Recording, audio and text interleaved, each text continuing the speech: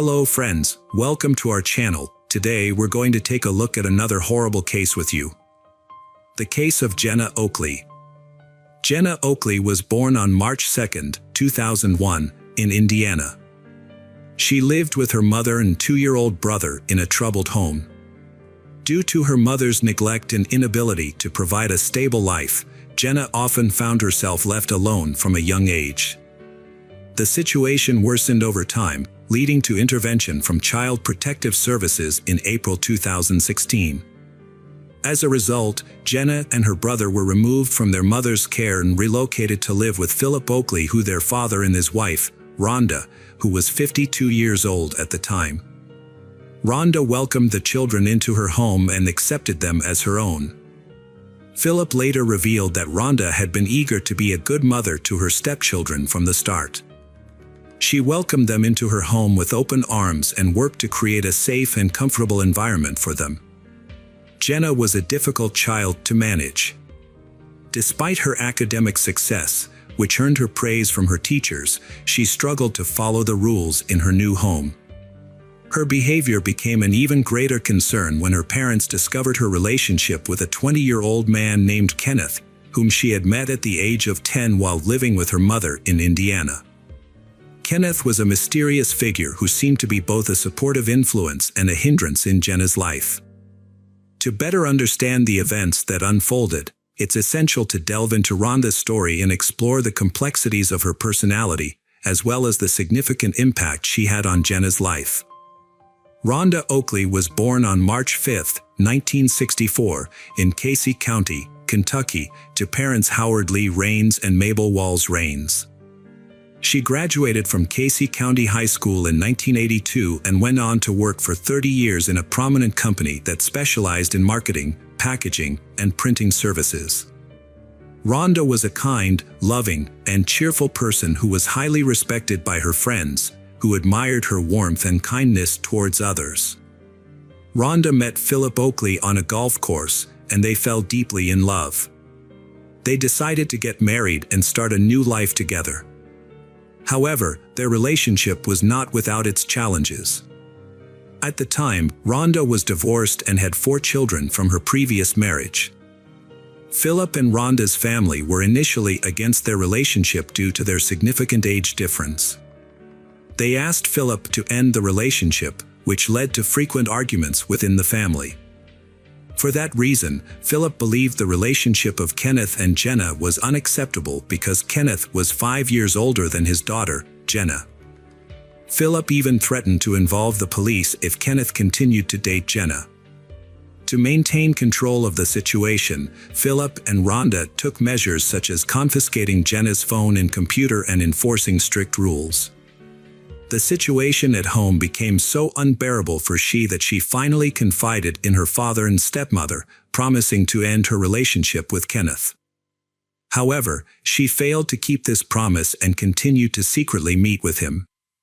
As a result, her relationship with her parents deteriorated, and she began to harbor a deep-seated hatred towards her parents.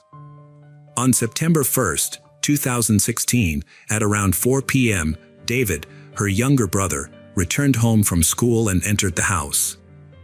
As he walked into the kitchen, he was startled by the sound of 3 of their dogs barking frantically in the basement. Curious, David rushed downstairs to investigate and found his mother, Rhonda, lying motionless on the floor. Panicked, David immediately ran outside to seek help and eventually went to a neighbor's house to call the police. When the emergency services arrived, they were unable to revive Rhonda, and she was pronounced dead at the scene. The police found deep cuts on her neck, indicating a brutal attack. Initially, the police suspected a robbery, but upon further investigation, they discovered that nothing in the house had been stolen or disturbed. The investigation into Rhonda's death began, and her family and friends were left wondering who could have committed such a heinous crime. As the investigation progressed, several key pieces of evidence came to light. Rhonda's car was discovered to be missing, and a trash can in the kitchen was found to contain vomit. Furthermore, one of the large meat cleavers from the kitchen was found to be missing, leading investigators to suspect that it may have been the weapon used to attack Rhonda. When Philip returned home, he was questioned by detectives and informed them that his daughter, Jenna, had not attended school that day. In fact, Jenna had been unreachable since the incident, and her teachers had called Philip early in the morning to report her absence. This led the police to believe that Jenna may have been kidnapped by the same individuals who killed Rhonda, and that she may be in danger. During the questioning, detectives asked Philip if he knew of anyone who might have wanted to harm Rhonda or the family. Philip revealed that his daughter's boyfriend, Kenneth, had a troubled relationship with Jenna, and that it had deteriorated significantly. Philip admitted that he had threatened to contact the police if Kenneth did not stop seeing Jenna. Philip suspected that his daughter had been dishonest with him and that she and Kenneth had never intended to break up or follow the rules. It was possible that Kenneth had planned to get rid of the source of his problems and take Jenna with him. After learning this, the police focused their efforts on finding Kenneth. They discovered that on August 31st, the day before the incident, Kenneth had flown from Indiana to Lexington, Kentucky, at 3 a.m. From there, he took a taxi to Oakley's house. Another crucial piece of evidence came from a store manager in Denver, who claimed to have seen Jenna with a young man on September 1st. The manager handed over surveillance footage to the police, which showed Jenna and Kenneth entering the store and then leaving together to get into a car that looked like Rhonda's stolen vehicle. Notably, Jenna appeared calm and normal in the footage, not showing any signs of distress or being coerced. Her behavior led investigators to dismiss the possibility that she was being held against her will and raised suspicions that she might be involved in a crime against her stepmother. A search of Jenna's room later revealed a diary that confirmed these suspicions. The diary exposed a deep-seated hatred that her family seemed to be unaware of. Jenna wrote about her ongoing feelings for Kenneth, with whom she had maintained contact despite promising to stay away. Interspersed with these entries were expressions of resentment towards her family members, which grew increasingly disturbing over time. Jenna wrote in her diary that she intended to kill her father, stepmother, and brother to prevent them from ever separating her from Kenneth again, allowing her to be with him without interference. She outlined a specific plan and timeline to carry out these actions. When her father, Philip, read her words, he was overcome with shock and fainted. He struggled to comprehend that his daughter would not only conceive of such a heinous act, but also possess the determination to make it a reality. Jenna had a plan to kill her family members. First, she intended to kill her father between 4 o'clock and 5 a.m. by luring him to the basement and stabbing him in the neck. Her next target was Rhonda, whom she planned to kill in her bedroom between 6 o'clock and 8 a.m. using the same knife. After that, she planned to kill her brother David in his room. The police discovered Jenna's diary at the start of their investigation, which became the primary evidence against her. Meanwhile, Philip gave the police Kenneth's phone number, allowing them to track and apprehend Kenneth and his girlfriend. On September 4th, 3 days after the crime, investigators located the fugitives in Tucumcari, New Mexico. The police informed local authorities about the case, who quickly located Rhonda's stolen car near a hotel where Kenneth and Jenna were staying. They were arrested and transported separately to a New Mexico detention center, awaiting extradition. However, a search of the car did not yield the weapon used in the attack on Rhonda. Kenneth chose not to face trial. He attempted to take his own life in his cell by hanging himself and wrote a letter. Officers found him and rushed him to the hospital, where he was in critical condition. In his letter, Kenneth claimed responsibility for the crime and stated that he and Jenna acted according to his plan, attempting to take the blame to absolve her. The authorities kept Kenneth's attempt on his own life and his confession from Jenna for a time, deciding it was best she didn't know while being transported to Kentucky. They wanted her to give her own testimony without being influenced by Kenneth's actions. Upon arriving in Kentucky, Jenna also confessed to the crime, providing the police with a detailed account of her actions. According to Jenna, on the day before the crime, Kenneth visited her at her house. They met early in the morning, which is why Jenna didn't attend school that day. They spent the entire day together. Rhonda arrived home around 3 p.m. and encountered Kenneth in the basement. This encounter sparked an argument between Rhonda and Jenna, which eventually turned violent.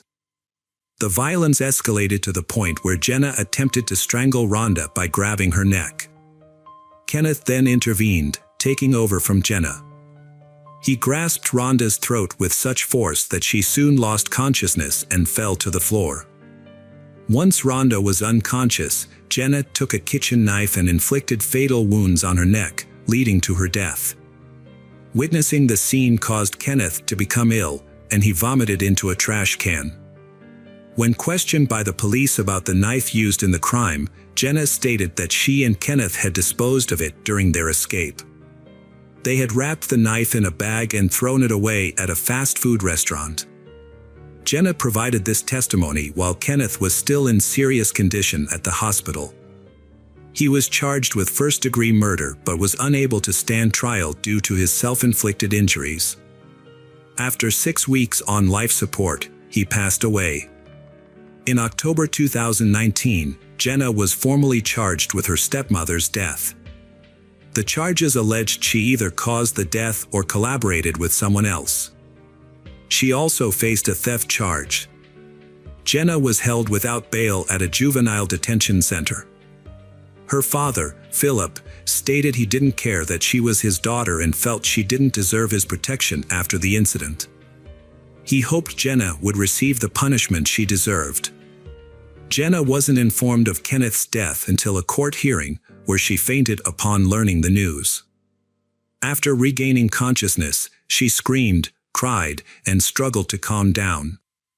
In January 2019, Jenna pleaded guilty to first-degree manslaughter and expressed regret for her actions in court the following month. She expressed remorse for the pain, anger, and disappointment she caused.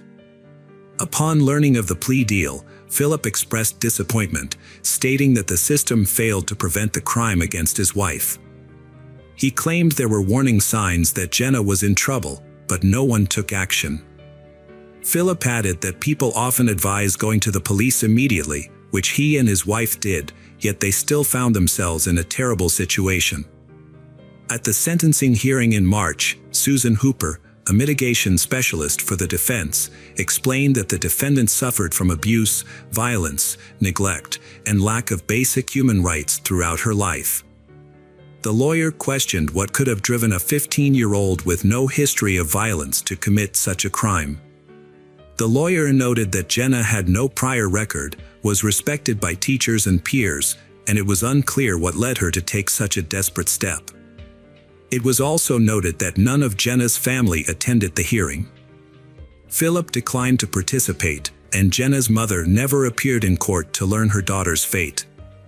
This was unusual, as parents typically show interest in the case's progress, even in difficult cases where the accused has committed serious crimes. The lawyer, Susan, gathered extensive evidence and records showing that Jenna was abandoned by her mother, Christ, who neglected her well-being. Susan conducted an in-depth examination of Jenna's early life by reviewing child care and medical records in Indiana and Kent. She also interviewed various individuals who knew Jenna, including neighbors, family friends, caregivers, teachers, school counselors, and her older half-sister. The sister's testimony was particularly relevant, as she had lived with Jenna for several years. According to the sister, they never had a stable or safe home environment. After Christ's divorce from Philip, she started working at a local Indiana prison, where she became romantically involved with an inmate. She eventually posted bail for him, and he moved into their home. This marked the beginning of a nightmare for Jenna, who was only 3 years old at the time. The man consistently robbed them and brought other women into the house, all while Jenna and her brother were present. A neighbor contacted Child Services after discovering that Jenna's family home was infested with rats and that the young children were being left alone all day. When a social worker visited the home, she encountered a hostile mother who refused to let her inside. Upon eventually gaining entry, the social worker was met with a horrific scene. The house was filled with rotting food, piles of trash, rat droppings, and human waste. The kitchen was overrun with unwashed dishes, covered in mold and infested with rodents and insects, including a large number of cockroaches and fleas. The children were living in deplorable conditions, with no regard for their safety.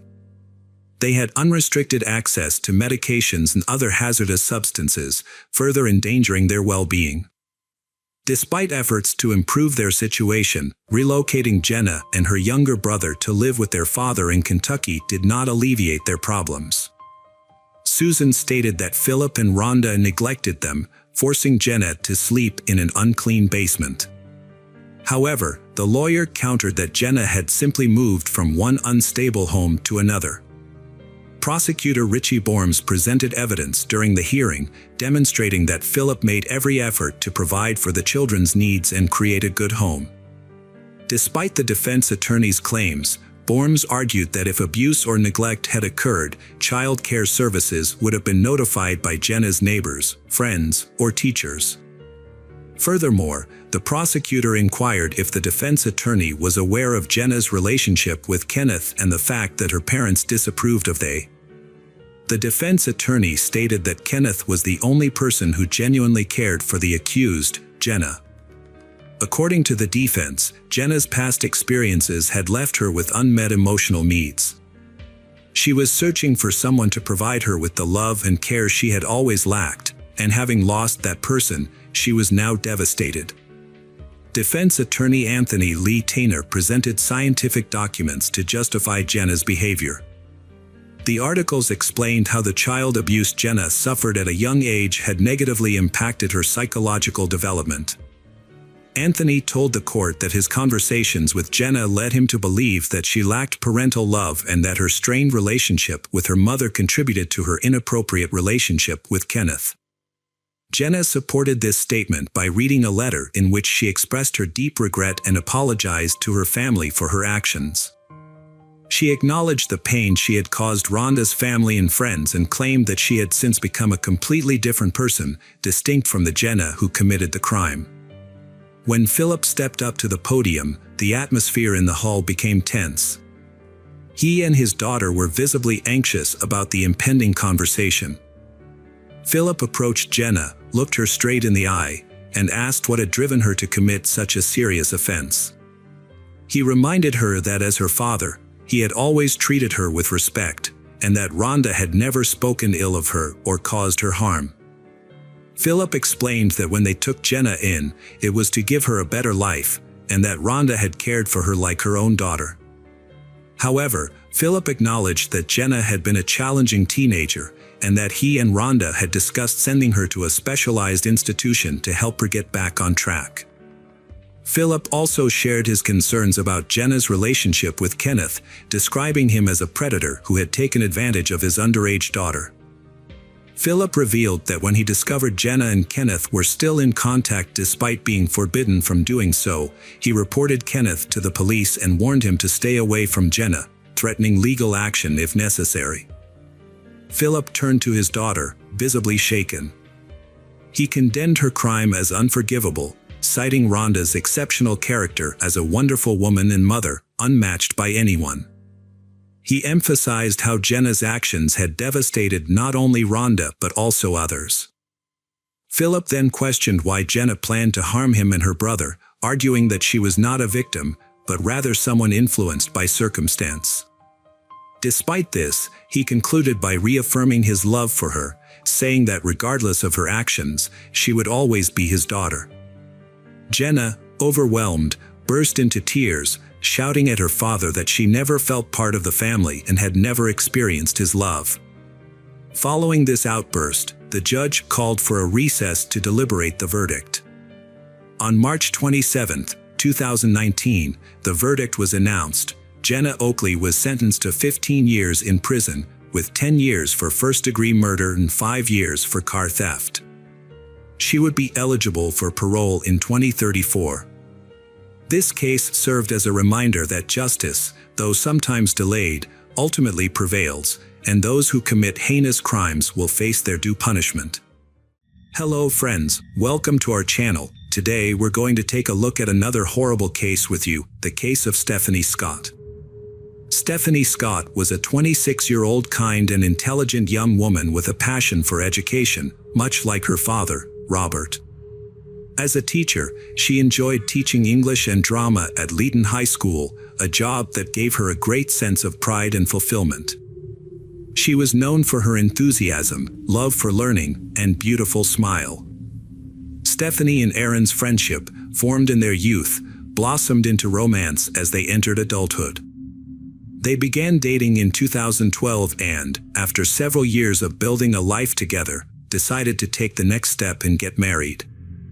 As the big day, April 11, 2015, was just around the corner, the wedding preparations were well underway. With everything set and almost complete, from catering and decor to travel plans, all they needed to finalize was a dress rehearsal for their special day, dance lessons, and romantic honeymoon arrangements. In early April, Aaron invited Stephanie to a party out of town, but she declined, opting to stay behind and complete some deadline tasks, including preparing lesson plans for her upcoming absence. On Easter Sunday, April 5, 2015, Stephanie went to her school in Leeton, New South Wales, to drop off some homework with a substitute teacher. She parked her car on the street and met a colleague who lived nearby. Together, they opened the school gates and went inside. After locking the gates behind them, Stephanie went to the English department office, where she sent a confirmation email to a bus company about transportation for her wedding guests. After working for a couple more hours, Stephanie felt relieved that she had completed all her tasks. She left the administrative building and headed towards the gates. Meanwhile, Aaron was expecting Stephanie to be away for a few hours, but as the evening approached, he began to worry because he hadn't heard from her. On April 5th, she didn't reply to his messages. When he returned home after 7 p.m., he found that Stephanie was still not there, and her car was missing from the street. At first, Aaron tried to reassure himself that Stephanie might be feeling overwhelmed by the upcoming wedding and her responsibilities as a teacher, and that she just needed some time to herself. Aaron became increasingly concerned as hours passed.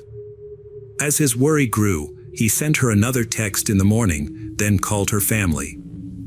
After Stephanie's disappearance exceeded 24 hours, Aaron reported her missing at the Leeton police station. The police investigation revealed her car was also missing, leading them to speculate she may have been in an accident or stranded while driving away from Leeton High School. To assist in the search, helicopters were deployed and officers were sent to the school. The police investigation was hindered by the limited number of people at the school on Easter Sunday, but this also helped rule out hundreds of suspects. According to the report, Stephanie had deactivated and reactivated the classroom alarm system between 1:30 p.m. and 1:38 p.m. Unfortunately, this was the only concrete detail the police could gather. Attempts to track Stephanie's phone were unsuccessful, as it was turned off. Her bank accounts and social media showed no activity after Saturday, April 4th. A witness who was near Leeton High School on Easter Sunday reported hearing unusual noises around 2 p.m., including rustling and dragging sounds. At the time, the witness saw Stephanie's car parked under a covered walkway, but didn't think much of it.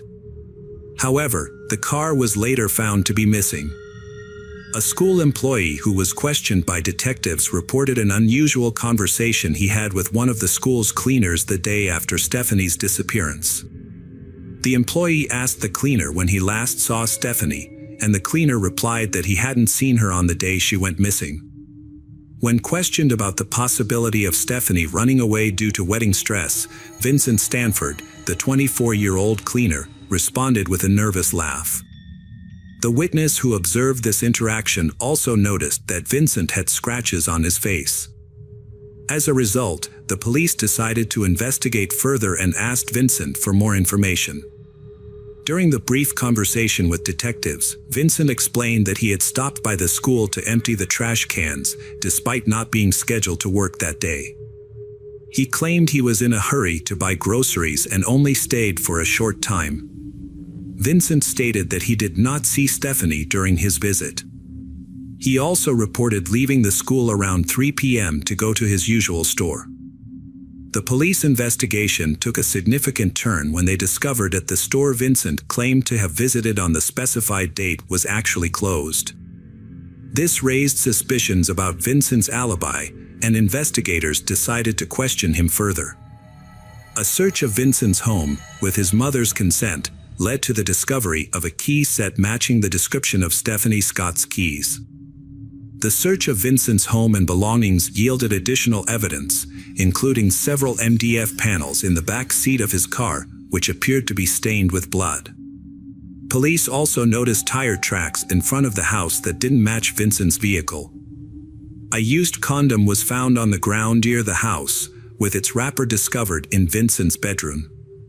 When questioned about his whereabouts on the day of the murder, Vincent said he was out taking photos. He pointed to a camera in his car as proof, but this explanation only added to the suspicion surrounding him. Detectives obtained permission from Vincent to view the camera. When they turned it on, they saw a disturbing photo of a charred woman's corpse in a wooded area. Vincent attempted to downplay the image, claiming it was a still from a movie he had filmed that he thought was humorous. However, the police quickly realized that the photo was, in fact, a crime scene image of Stephanie Scott. Vincent Stanford, a 24-year-old cleaner at Leon High School, was immediately taken into custody. A search of Vincent's phone and laptop uncovered disturbing photos, including images of young girls and women he had been stalking. A new witness came forward on April 17th, reporting that they saw a car near a canal on Easter Sunday at around 4 p.m. The witness described a man getting out of the car and throwing something that looked like a laptop into the water before driving away. The police retrieved the laptop from the canal and confirmed that it belonged to Stephanie. Meanwhile, divers searched the New South Wales River area for her body. As the search continued, police thoroughly searched fields and vineyards near where Stephanie's car was found earlier in the week, as well as the canal where the laptop was discovered. In a surprising turn of events, Vincent, who was already in custody, requested to speak with the police. He provided detailed information about the crime, including the location of Stephanie's body.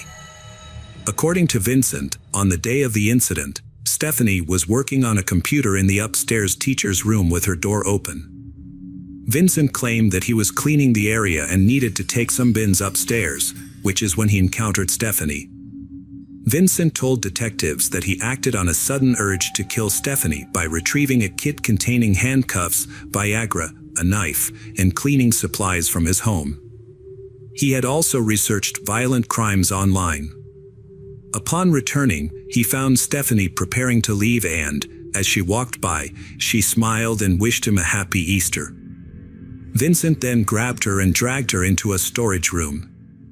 When questioned about the scratches on his face, Vincent attributed them to Stephanie's microphone and her fingernails as she defended herself. He described grabbing her from behind, covering her mouth and wrapping his arm around her waist, before dragging her to the storage room. Once inside, he slammed the door shut, threw her to the ground, and punched her repeatedly. Vincent stabbed Stephanie to death, motivated by a twisted pleasure in the act rather than hatred. He acknowledged a history of violent thoughts and suspected underlying psychological issues. Afterwards, he calmly returned home to eat and drink, leaving her body in the storage room. Vincent returned to the school and put Stephanie's body in the trunk of her car. He then drove the car to his home and parked it on the street. The next day, Easter Monday, Vincent drove the car to a national park. There, he removed Stephanie's body from the trunk and left it on the ground. He observed that her face was severely bruised and swollen, with a large bruise under her eye. Vincent covered the body with branches and doused it with gasoline. He then used a match to set the body on fire and discarded the match. For a short time, Vincent stayed at the scene, taking several photos of Stephanie's body with his camera. He waited for a few minutes to ensure the fire was burning steadily before leaving. Afterward, he abandoned Stephanie's car on a remote country road and walked back to town. Vincent denied brutally treating Stephanie, despite detectives knowing otherwise. He faced additional charges of severe harm and physical injury. Questioned about photos of the woman partially undressed, Vincent claimed he often removed her clothes, leaving her bra, which he kept as a souvenir. However, Vincent had actually sent the wedding and graduation rings to his twin brother, Marcus, in Adelaide. Marcus sold the stolen items at a jewelry store and destroyed Stephanie's driver's license after taking a photo of it. A 24-year-old man, identified as Marcus, was arrested at his home in the Adelaide Hills at 7 a.m. Marcus worked on a flower farm and was described by colleagues as quiet and reserved, rarely interacting with them outside of work. During the trial, Marcus Stanford was unrepresented by a lawyer. When the judge asked if there were any reasons he should not be sent to Leeton, Marcus responded in a strong Dutch accent that he had never been to Leeton and saw no reason to go. The search for Stephanie eventually came to a tragic end. While Vincent was still confessing to the crime, the police had already discovered Stephanie's body just one day before her scheduled wedding date. A badly burned female body was found in a national park, approximately 60 miles from Leeton Middle School. A thorough investigation revealed that Stephanie had suffered a brutal attack, receiving 40 blows to the head, which ultimately led to her death. She had also been stabbed in the neck before her body was discarded and set on fire.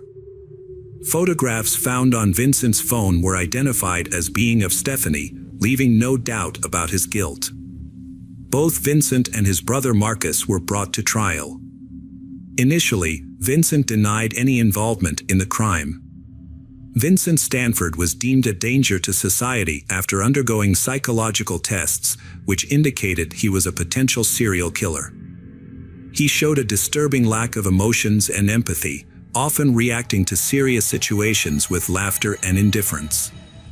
Further investigation into his past revealed several alarming incidents. Vincent was born in Australia, but his family relocated to the Netherlands when he was 3 years old. They later returned to New South Wales when he was 7. As a child, Vincent exhibited concerning behavior, including fantasizing about committing murder at the age of 12 and nearly strangling his teacher. His classmates described him as a psychopath, and he was eventually sent to a behavioral corrections school due to his violent and disobedient behavior. Vincent would sneak into the women's restroom to secretly observe female students during lunch breaks. His phone contained 2,000 photos of a young girl and a diary documenting his observations, including following her home and recording her schedule. One entry read, "She's home alone at 15:40. Enough time to abduct." The investigation into Stephanie Scott's murder took a surprising turn when her killer's twin brother, Marcus Stanford, was found to be involved. A search of the Stanford home uncovered evidence, including Stephanie's blood on a knife and her bra. Marcus was sentenced to 15 months in prison for selling Stephanie's stolen jewelry and aiding his brother. After his release in October 2016, the Leeton community expressed outrage and made it clear Marcus was not welcome. A petition with over 60 signatures called for an appeal of the court's decision. Marcus briefly returned to Leeton before leaving the area, and his current whereabouts are unknown.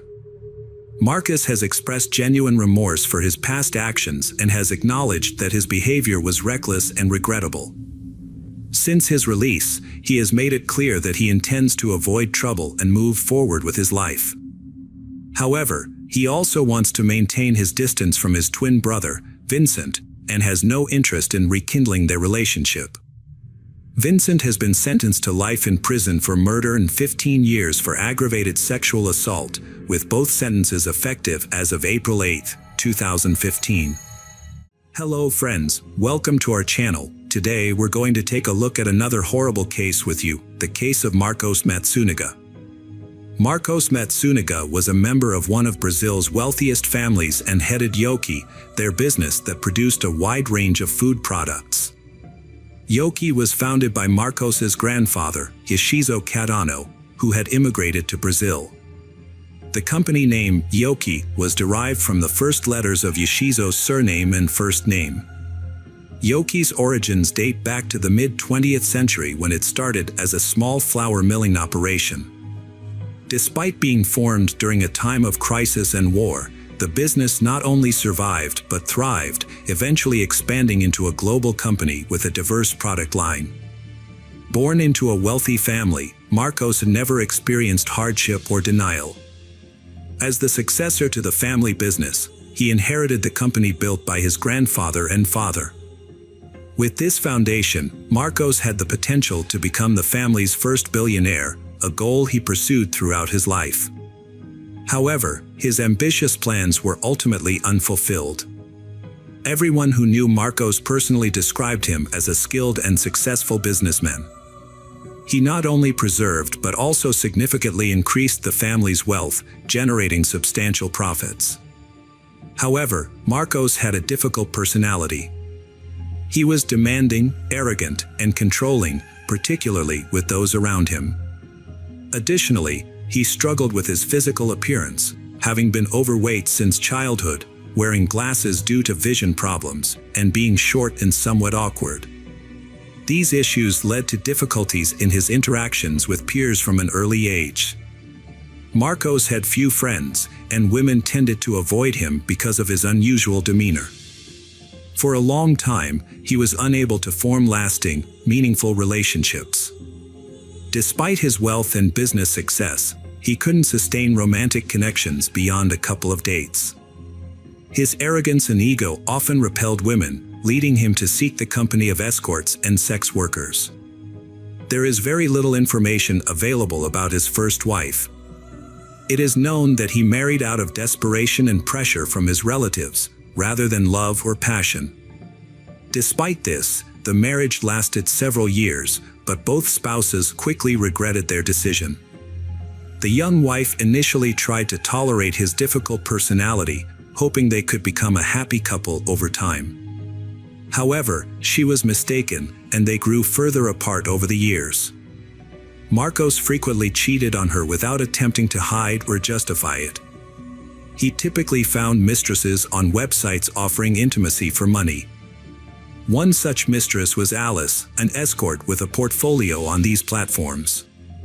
Marcos noticed her, a bright and attractive blonde with a beautiful figure, and began regularly inviting her on dates, generously paying for them.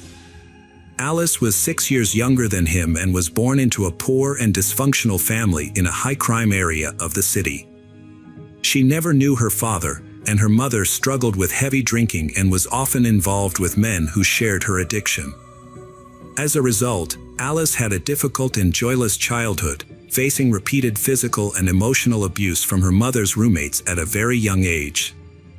As soon as she finished school, Alice left her troubled home life and neighborhood behind. She took nursing courses, which led to a job at a hospice. However, she soon realized that caring for terminally ill patients was not fulfilling her dreams or utilizing her full potential. As a sensitive and vulnerable young woman, Alice became deeply attached to her patients, and each death felt like a personal loss. A few years later, Alice decided to pursue higher education and change careers. She chose to study law, which she believed would offer her more opportunities and open doors in life. After preparing for admission, Alice scored well on the entrance exams. However, her modest nursing salary was not enough to cover the cost of her studies. Alice was alone with no one to turn to, having cut ties with her family after leaving home. To support herself, she decided to monetize her physical appearance and signed up on an escort services website. With the site's help, she created an attractive profile, and soon, wealthy men took notice of the young and beautiful blonde. Through her escort work, Alice earned a good income, enough to cover her education expenses and support herself. However, she intended to quit this line of work once she graduated and found a job in her field. During this time, Alice met Marcos, a regular client who showered her with gifts and openly dated her. Although Alice knew Marcos was married, she never imagined that one of the country's wealthiest men would leave his wife for her. Alice Matsunaga's story resembled a Cinderella tale. A poor girl from a disadvantaged background, working as an escort, captures the heart of a multimillionaire who falls deeply in love with her. Marcos lost his mind over Alice, but it's unclear if she deliberately tried to win him over. 6 months into their relationship, Marcos decided he wanted to be with Alice long-term, so he filed for divorce from his first wife without hesitation.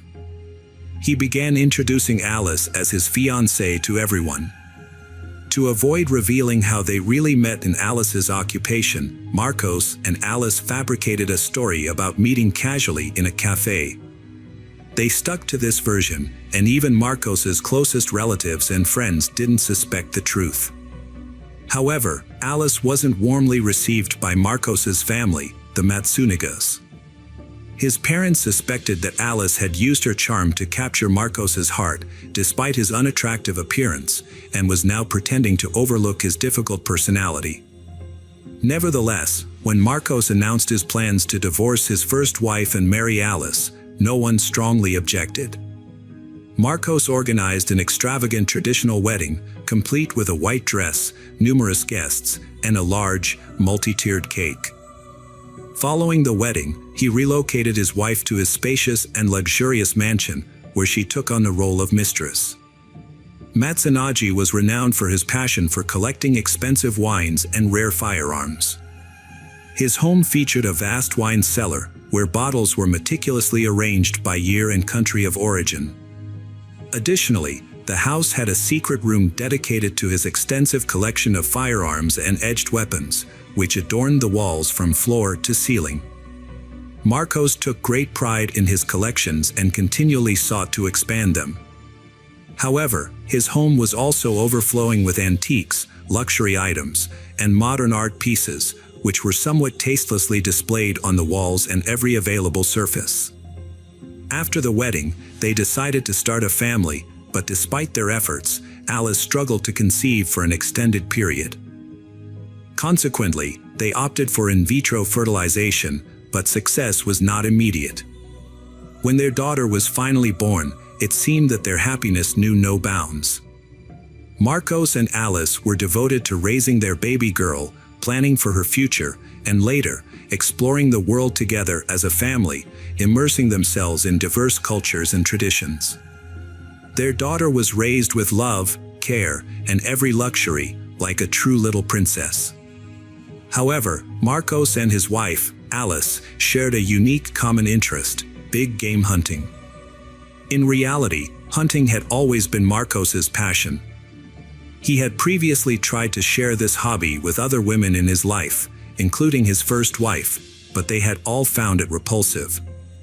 Marcos had given up hope of finding someone who shared his enthusiasm. Many people now believe that Alice took up hunting to gain Marcos's favor and win his heart.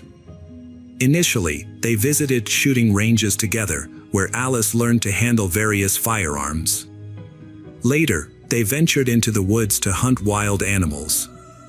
Alice showed no qualms about taking the lives of animals, treating it as a competition: either you succeed or you don't. Marcos admired this attitude and enjoyed watching his wife skillfully handle her weapons and track her prey. He also taught Alice how to hunt and prepare wild game such as boars and deer. They would skin and carve the animals together, using specialized tools like large knives, cleavers, and axes to separate the body parts. The family didn't have traditional pets like cats or dogs. Instead, they kept poisonous snakes in specially designed terrariums that mimicked their natural habitats. This was a dream come true for Marcos, who had always been fascinated by snakes but had been discouraged from keeping them by his first wife. Alice had won Marcos over by embracing his unconventional hobbies. By the spring of 2012, Marcos was on the verge of making the deal of a lifetime, one that would catapult him to billionaire status and take his income to new heights. He was busy negotiating with potential business partners, planning to sell the family company and invest the profits in a lucrative new venture. Marcos was rarely at home due to his complete absorption in work and the realization of his ambitious plans. He and his wife resided in an elite apartment complex in the city's business center, near the main office of his company. However, Marcos spent most of his time away, leaving his young wife alone and bored in their luxurious apartment with a panoramic city view. Marcos' work schedule was tightly packed with meetings, business discussions, and specialist consultations, often keeping him away from home overnight. Despite this, he promised his wife that once the deal was finalized, their lives would undergo a significant transformation. But on May 19, 2012, the eve of a billion-dollar deal, Marcos vanished without a trace. His wife, Alice, did not report Marcos missing until the next day. She believed he was at work, attending a scheduled meeting that could have lasted into the night and early morning. Marcos was supposed to meet a business partner and had warned Alice that he might spend the night at the office before heading straight to the meeting. However, when Marcos failed to return home and stopped answering his phone, Alice grew concerned and filed a missing persons report. Police quickly discovered that Marcos had missed both the evening and morning meetings, which was unusual for him. This led them to suspect that Marcos might have been kidnapped, and they expected a ransom demand to be made to his family within hours. Despite this, 24 hours passed, followed by another 24 hours, without any ransom demands. As time went on, hopes of finding Marcos alive began to dwindle. Meanwhile, investigators questioned Marcos's relatives, friends, and business partners to see if he had any enemies or if anyone might benefit from his disappearance or the disruption of his upcoming deal. However, they were unable to identify anyone who might have wanted Marcos dead. Marcos was a skilled businessman who made strategic decisions that generally benefited everyone. However, his personal life was marred by infidelity. His wife, Alice, discovered that he was cheating on her with a woman named Natasha. Despite his promise to end the affair after Alice threatened to divorce him, Marcos continued to see Natasha, albeit more discreetly. Alice suspected that the affair was ongoing and hired a private detective to gather evidence. The detective uncovered photographs and videos of Marcos and Natasha on romantic dates at restaurants and venues that Marcos and Alice regularly visited.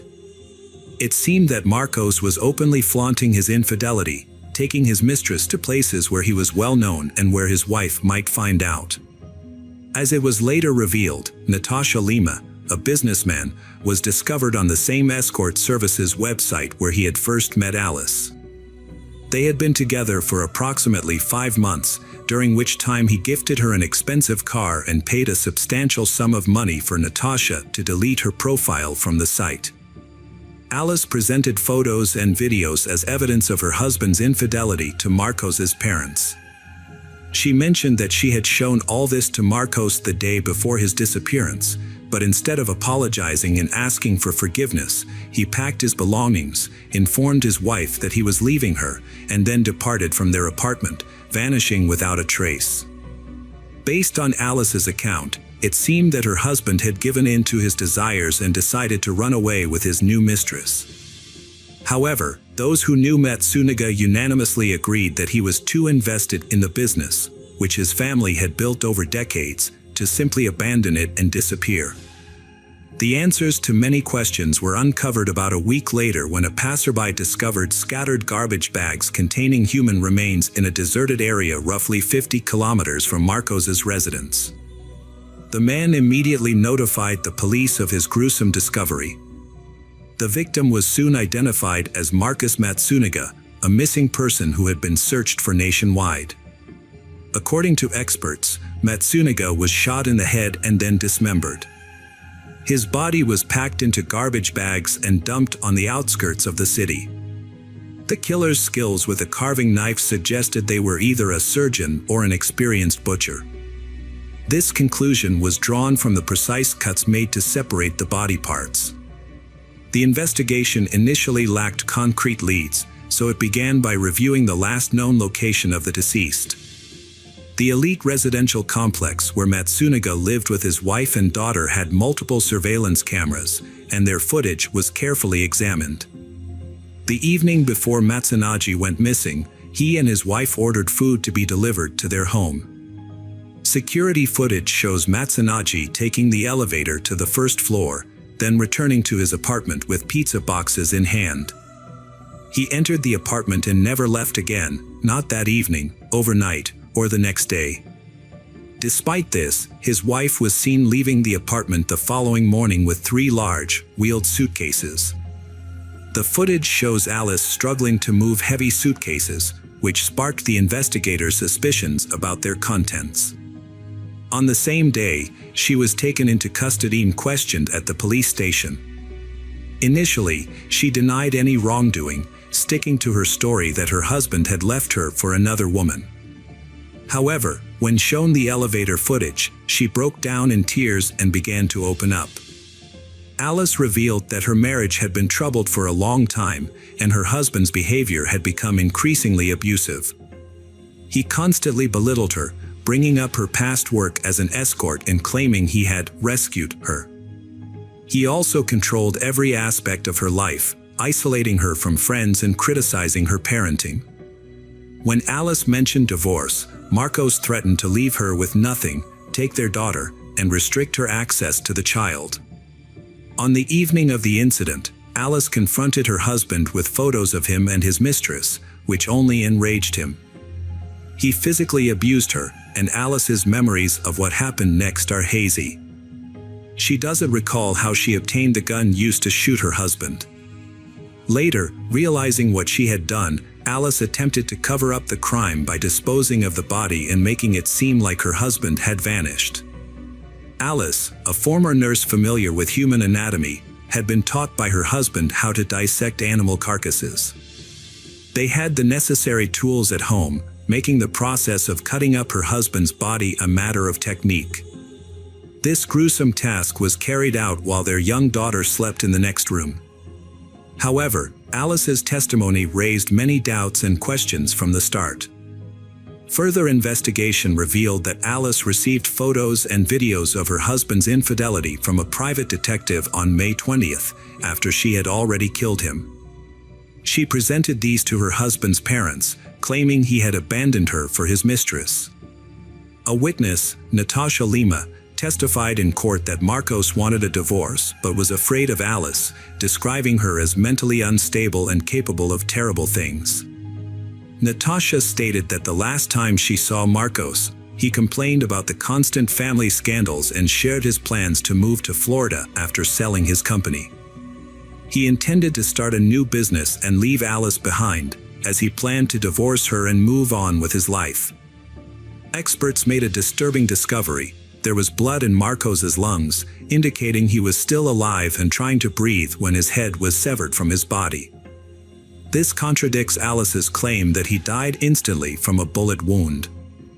Furthermore, the pathologist found that the bullet entered Marcos's head at an unusual angle, suggesting he was not expecting to be shot and made no attempt to defend himself. This finding contradicts Alice's account of Marcos attacking her and her need to defend herself. Most witnesses testified that Marcos, despite his difficult personality and hurtful words, never physically harmed anyone. It appears that Alice fabricated the episode, taking advantage of Marcos's inability to refute her claims. Ultimately, the court found Alice guilty of premeditated murder with extreme cruelty and attempting to cover up the crime.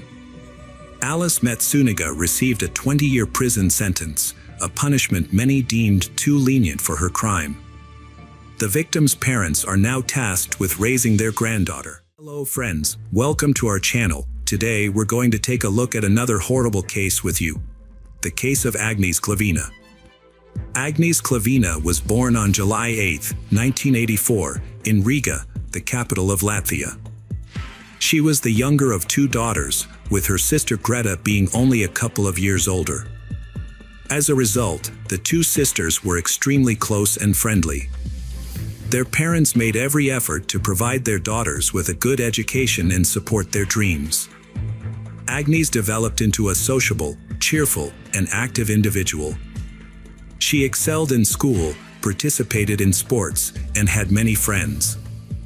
Her future aspirations involved a career in tourism or entertainment, as she loved traveling and organizing leisure activities.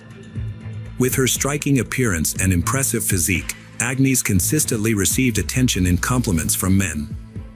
From a young age, Agnes had numerous admirers vying for her attention. Following her graduation from school, she worked in the service industry while taking language courses and studying tourism management. At the age of 20, Agnes relocated from Latvia to the United Kingdom, settling in London. She believed that this move would provide her with greater opportunities to unlock her full potential and showcase her talents. Parents and an older sister were supportive of her decision. After the move, Agnes met Michael Mills, an older man with a good education and a thriving business. He owned a small movie theater and entertainment complex, and was considered successful. Agnes and Michael quickly hit it off and began dating. Michael showered Agnes with expensive gifts, and they traveled together, making plans for their future. They were truly in love and happy, and it seemed like a long and prosperous life awaited them. According to those close to Agnes, this was her first true love. She glowed when she was with Michael and dreamed of becoming his wife. In 2014, Agnes was offered a 3-month contract as an administrator at a popular nightclub in Marbella, Spain. Although this meant a temporary move, Agnes didn't want to pass up the opportunity. Michael couldn't leave his job to go with her, but he didn't oppose her signing the contract. For Agnes, it was a chance to gain experience and potentially develop her career in a new field. Marbella is a renowned and appealing resort on the Mediterranean coast, attracting vacationers from worldwide, particularly affluent individuals seeking entertainment and luxury. It's a popular spot for celebrities, athletes, and business moguls. Agnes, being a sociable person, enjoyed working in such a vibrant environment. Before relocating, she visited her family in Latvia and shared the news about her 3-month employment contract. She also announced her plans to marry Michael after returning to England, which delighted her parents and sister. In late May 2014, Agnes moved to Spain with only the essentials, leaving her lover Michael in London. Despite the distance, they maintained daily communication through phone calls and video chats, keeping each other updated on their lives. Agnes Klavina was active on social media, where she shared daily updates about her life through photos, videos, and stories. As a result, she gained a large following of people who were interested in her activities and work. Her posts made it clear that she lived a busy, exciting life and made the most of every day. When her employment contract ended, Agnes decided to extend her stay in Spain for a few more months. It was the start of the peak tourist season in the resort town, and she saw an opportunity to earn a good income. After discussing her plans with her boyfriend, he gave her his support and promised to visit her for a few days. They had been apart for a long time and were eager to see each other. Agnes quickly found a new job as a hostess at an upscale restaurant and renewed her apartment lease. In September, her boyfriend, Michael, visited her as planned. They spent their time together having fun, making plans for their upcoming wedding, and researching honeymoon destinations. However, their time together was short-lived, as Michael returned to London less than a week later. Agnes was left to work in Spain for another month, after which she intended to visit her relatives in Latvia and then join Michael in England. Unfortunately, these plans were not meant to be fulfilled. On September 6th, Agnes went to the Costa del Sol nightclub with her friends. She had told her fiancé about her plans earlier, and he didn't object. At the club, they took pictures and had a good time, with Agnes posting some photos online that night. People who saw her that night remember Agnes wearing a short dress and carrying a small white handbag. As the night ended, Agnes told her friends she wanted to stay a bit longer and would take a taxi home. Her friends weren't worried because Agnes was responsible and hadn't had much to drink. As her friends left, Agnes was talking to a man who had bought her a cocktail. He seemed to be trying to win her over. After that, Agnes disappeared. Despite being in a crowded nightclub, no one saw her leave or knows where she went. The day after Agnes went missing, she failed to show up at work and her phone was turned off. Concerned colleagues and friends alerted the authorities, but the police were slow to act on their missing persons report. As the evening drew in, Michael, Agnes's worried fiancé, contacted her mother, explaining that he had been unable to reach Agnes all day, which was unprecedented. The following day, Agnes's parents and fiancé attempted to file a missing persons report with the Spanish police. However, they were informed that the report would only be considered if it was made in person. Consequently, Agnes's family and Michael flew to Marbella and filed the report 5 days after her disappearance. The investigation began with a search of Agnes's rented apartment. The property appeared as if Agnes had simply stepped out for a short time, with her belongings, including documents, money, and valuable jewelry, still intact. The fridge was stocked with prepared food, and several outfits were laid out on the bed, suggesting that Agnes had chosen what to wear to the club on her last night out. It was clear that Agnes had not returned to her apartment since leaving with her friends. Agnes's phone was switched off, and she stopped posting on social media. She also wasn't responding to any messages. At this point, the police started investigating her disappearance, but a significant amount of time had already passed. Her friends and family created flyers with her picture and distributed them across the city, asking for help in finding her. The media soon picked up the story, and Agnes's disappearance was featured on TV news and the front pages of local newspapers. The investigation advanced after police analyzed CCTV footage from inside and outside the entertainment venue. Although the files had been deleted, specialists were able to recover them. A parking lot exit camera recording showed Agnes being led out of the club around 6 a.m. by a man, apparently against her will. A closer examination of this footage, the last to show Agnes alive, revealed more disturbing details. A man of large build was leading Agnes, gripping her tightly around the waist. Agnes appeared frightened, attempting to break free several times and speaking emotionally. Despite her struggles, the man persisted, eventually forcing her into a Mercedes A63 with tinted windows in the parking lot. At the moment the large man pushed Agnes into the cabin, another man was already inside, while the first man went to the driver's seat. Agnes managed to open the door and tried to escape, but the doorman, standing next to her, intervened. The driver gestured and spoke, and the doorman pushed Agnes back into the car. The driver then handed the doorman something, likely a cash reward. About 6 minutes after Agnes entered the car, her phone was turned off and never turned back on. The vehicle's movement couldn't be tracked due to a lack of CCTV cameras. It became clear that the men in the cabin were the last to contact Agnes. The case was shrouded in secrecy from the start, with investigators signing non-disclosure agreements and information withheld from the press and Agnes's loved ones. 6 months after the incident, Agnes's relatives were shown footage from the club's cameras, which revealed the identities of the 3 men who had last been in contact with Agnes. The large man who forcibly removed her from the club and pushed her into a car was identified as Wesley Capper, the son of a wealthy and influential British millionaire.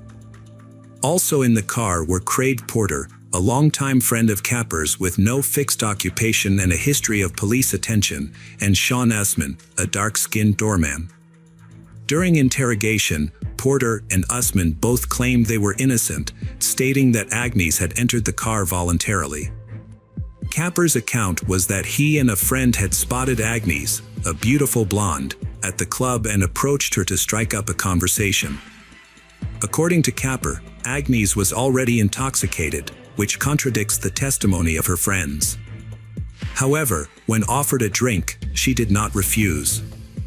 Capper then suggested continuing the party at his luxurious country house, and Agnes allegedly agreed. Agnes reportedly changed her mind about attending a private party at Wesley's house while already in the car.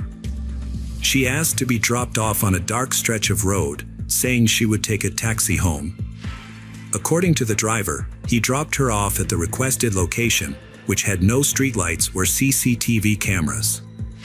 However, Craig Porter, another passenger, couldn't confirm or deny this account because he was also heavily intoxicated and didn't recall when Agnes was in the car. Craig claimed he fell asleep shortly after leaving the parking lot and didn't notice Agnes's departure. Sean Usman, the doorman, stated that Agnes was drunk but couldn't say if she entered the car voluntarily. He did confirm that when the car stopped, the blonde woman opened the door and almost fell out. Then, at the driver's request, the doorman slammed the car door shut, burning a substantial tip.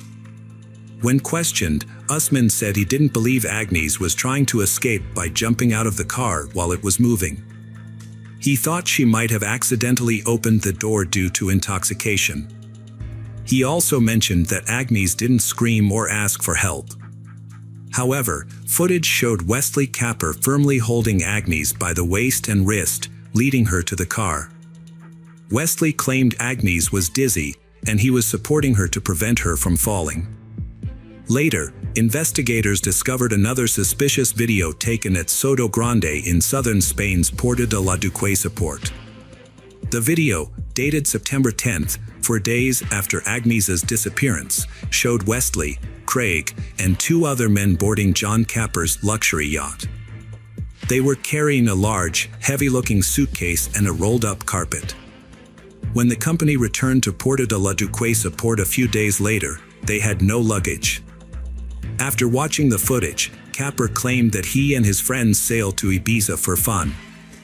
According to him, the suitcase contained their belongings, and what investigators thought was a carpet was actually bedding. However, he couldn't explain what happened to it afterward. A thorough search of Wesley's yacht and car yielded nothing, as both had been thoroughly cleaned and dry cleaned, eliminating any DNA evidence. Although a long blonde hair was found in a car's trunk, its origin couldn't be determined because the crucial evidence mysteriously disappeared during the investigation. At the trial, the prosecution revealed another peculiar detail. A few hours after Agnes was in the defendant's car, Capper made multiple calls to emergency services but hung up each time without waiting for an answer, as if he was afraid or unsure of his actions. Capper explained that he was drunk and made the calls randomly. The Clavin family's lawyer believed Agnes had been dead for some time, with her body likely on the seabed in the suitcase brought onto the yacht by the suspects. He also thought the case was intentionally delayed, allowing the suspects to eliminate any incriminating evidence. A year and a half after Agnes vanished, Capper, Porter, and Usman were in court, accused of holding her against her will and forcing her into a car. However, due to insufficient evidence, no additional charges could be brought. They were granted bail and discreetly left the courtroom. Agnes's family was understandably outraged, but the judge stood firm. It wasn't until 2019, nearly 5 years after Agnes's disappearance, that the 3 men were retried. They maintained their innocence, claiming Agnes had entered the car voluntarily. The prosecutor requested that the doorman, Usman, be considered an accomplice to the crime because he assisted the defendants in driving the victim, Agnes, away from the scene. This charge carried a potential 5-year prison sentence for Usman. In his defense, Usman delivered a passionate speech, claiming he was being targeted due to his skin color and inability to afford a good lawyer, as he sent all his earnings to support his impoverished family in Africa. In contrast, the lawyers for Capper and Porter argued that their clients were only guilty of convincing Agnes to get into the car, not of forcing her to do so. According to their version of events, Agnes was dropped off on the road at her request and was waiting for a cab to go home.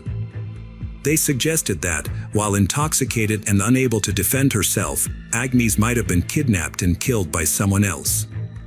The judge's verdict shocked and outraged the family of the missing young woman because none of the defendants received significant punishment. Usman was acquitted of all charges, while Capper received a 2-year sentence for taking advantage of Agnes's intoxication to persuade her to get into his car. Porter was sentenced to 6 months for his role in the incident.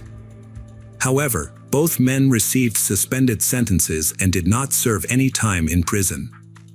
Instead, they paid Agnes's family a compensation of 101,000 sterling, which was seen as a paltry sum. Agnes's family was disappointed with the outcome and appealed the decision. It was later revealed that both defendants had broken the law again while awaiting the court's decision. Capper, who was under the influence of alcohol and drugs, hit and killed a woman with his car and fled the scene. Porter and his friend, also intoxicated, stole a car after assaulting its owner. Despite the severity of these new crimes, Capper was only sentenced to probation thanks to his lawyer's effective defense. He paid a substantial amount in compensation to the family of the woman he killed but remained free. Porter was less fortunate this time and did go to jail. In 2021, nearly 7 years after Agnes's disappearance, the main suspect faced punishment. Wesley had spent years living a self-destructive lifestyle, excessively consuming alcohol and illicit substances, which severely impacted his health. He was hospitalized and, after seeming to recover, suddenly suffered a stroke.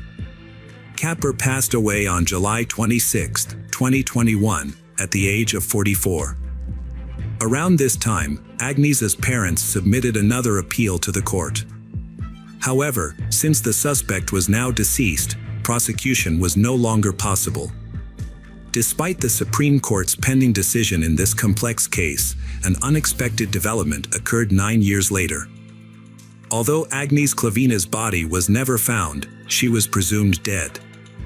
Later, her family, including her parents, sister, and fiancé, accepted their lawyer's theory that the perpetrators had disposed of Agnes's body in a suitcase, which was then loaded onto a yacht and discarded at sea, making it impossible to recover.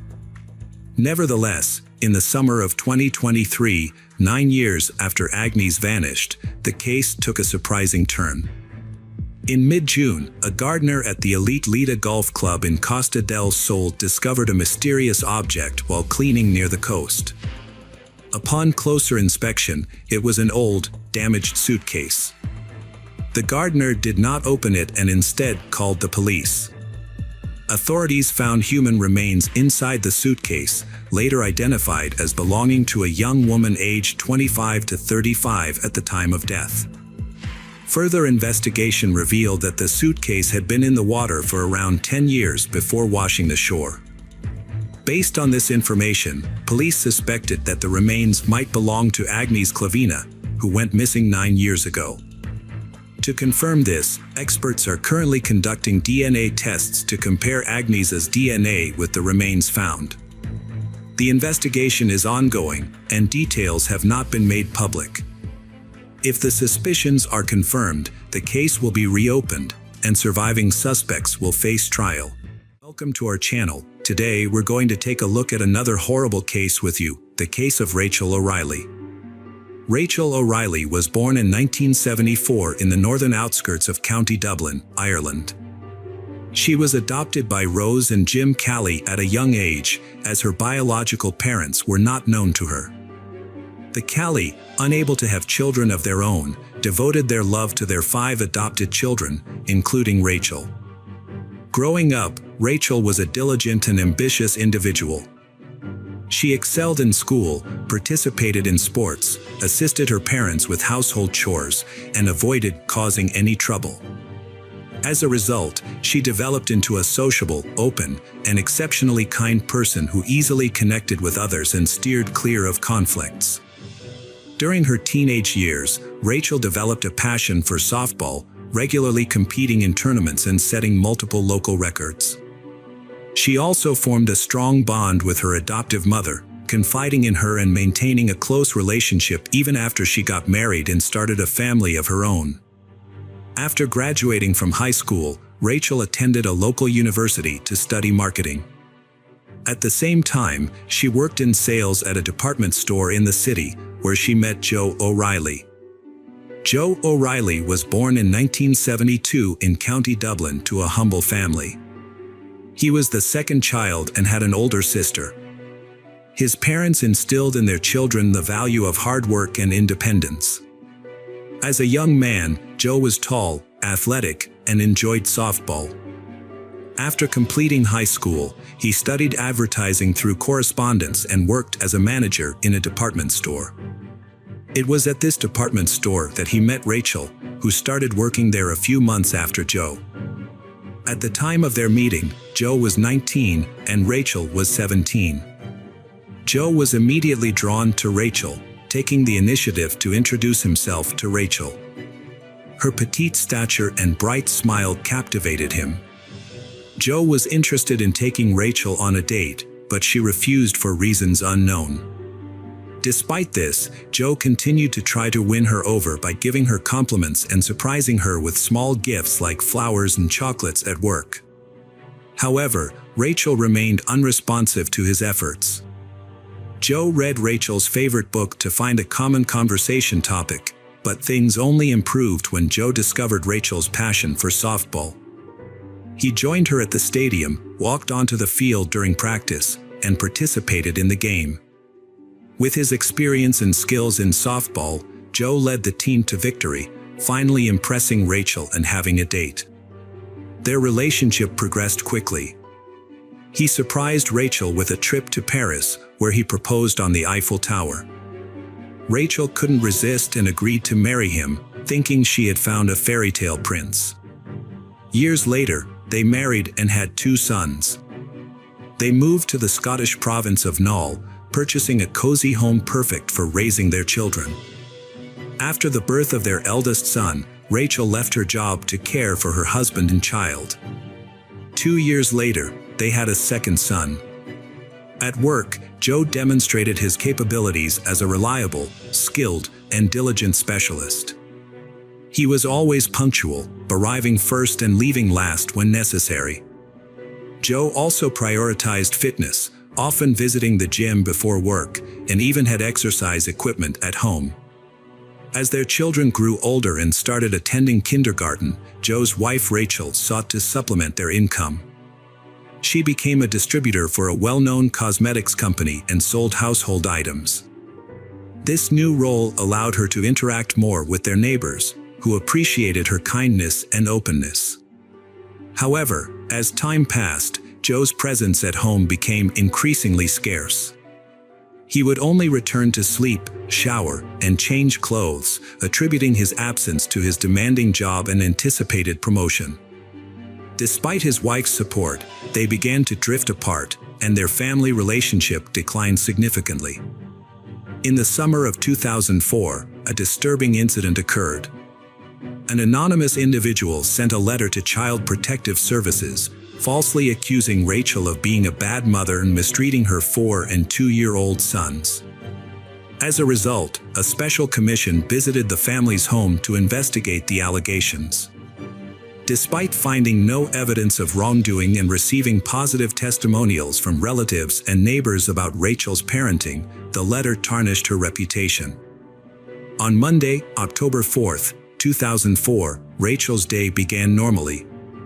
Her husband, Joe, left for work at dawn while she and their sons were still asleep. Throughout the day, Joe attempted to contact Rachel several times via text and phone calls, but she didn't respond.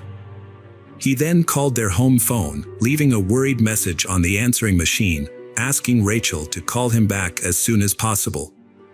In the afternoon, Joe received a concerning call from the kindergarten teacher, informing him that Rachel had failed to pick up the children, which was unprecedented. Joe called his mother-in-law to ask if she knew where Rachel was. When she said she didn't know, Joe asked her to go to their home to check on things. At the same time, Joe went to pick up the kids from kindergarten. When Rose arrived at her daughter's house, she saw Rachel's car in the yard, so she knew Rachel was home.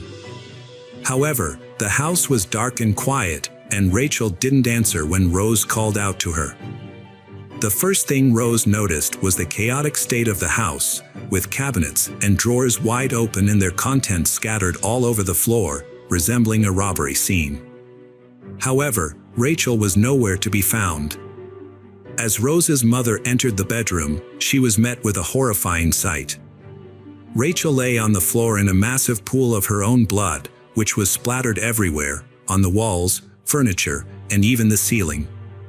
Rachel's hair was bloody and matted, with her skull visible in some areas. Rose rushed to her daughter, hoping against hope that she might still be alive. But upon touching Rachel's arm, she realized it was cold and stiff, indicating that Rachel had been dead for several hours and that there was no possibility of saving her. Overwhelmed by grief, Rose started screaming and calling out for help before dashing to the phone to dial the police.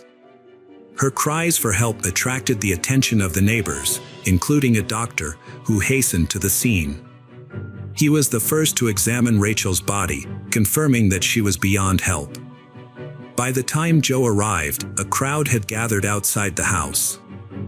Upon learning of his spouse's death, Joe was consumed by anguish, screaming in disbelief as he rushed inside. In the bedroom, beside his wife's lifeless body, Rachel became unhinged. He cried, screamed, and vowed to avenge his wife's brutal murder. The police officers who arrived at the scene described it as the most horrific attack on a defenseless woman they had ever encountered. The murder weapon was likely a heavy, blunt object used with extreme force to inflict severe injuries on Rachel. The attack was so vicious that Rachel's body showed no signs of attempting to defend herself, suggesting she was caught off guard from behind. While the crime scene resembled a robbery, investigators suspected a personal motive or intense hatred due to the brutality of the attack. However, it was unclear who could harbor such animosity towards a young, petite mother of two. The investigation began with interviews of Rachel's family members and neighbors, who all claimed she had no enemies and was well-liked by everyone. None of the neighbors reported seeing anything suspicious on the day of the murder, including strange cars or individuals near the victim's house. Joe, Rachel's husband, stated he had spent most of the day at a bus depot on the other side of town for work and had a coworker who could confirm his alibi. The coworker corroborated Joe's statement, but the police couldn't shake off their lingering doubts. The scene resembled a robbery, yet nothing of significant value was missing. A sum of €1,000 lay untouched on the bedside table in plain sight, and another stash in the kitchen cupboard was also left undisturbed. In the dressing table, a jewelry box was found, but only a pair of chains and earrings were missing, discovered separately in a drawer. Joe reported that a digital camera, silverware, and one of his dumbbells, likely used as the murder weapon, were also missing. The whole situation seemed bizarre. The house was ransacked, the landlady brutally murdered, all for seemingly trivial items. When questioned by the police, Joe appeared distraught, crying, shaking, and feverish. However, one investigator later noted that Joe's state seemed more like nervous excitement than genuine grief or shock. Joe's behavior became even more suspicious when asked about the possibility of his wife having an affair. He firmly denied it, but then awkwardly added that he had never cheated on his wife, a statement that sounded unconvincing. 2 miles away from the crime scene, a bag was discovered in some bushes. The bag contained a camera, silverware, and a few pieces of jewelry that matched the items reported stolen by Joe. With this new evidence, the initial theory of a robbery gone wrong could be ruled out, and the case was reclassified as a premeditated murder. The widower, who had been trying to show grief and pain, came under suspicion because his emotions seemed insincere, making him the primary suspect.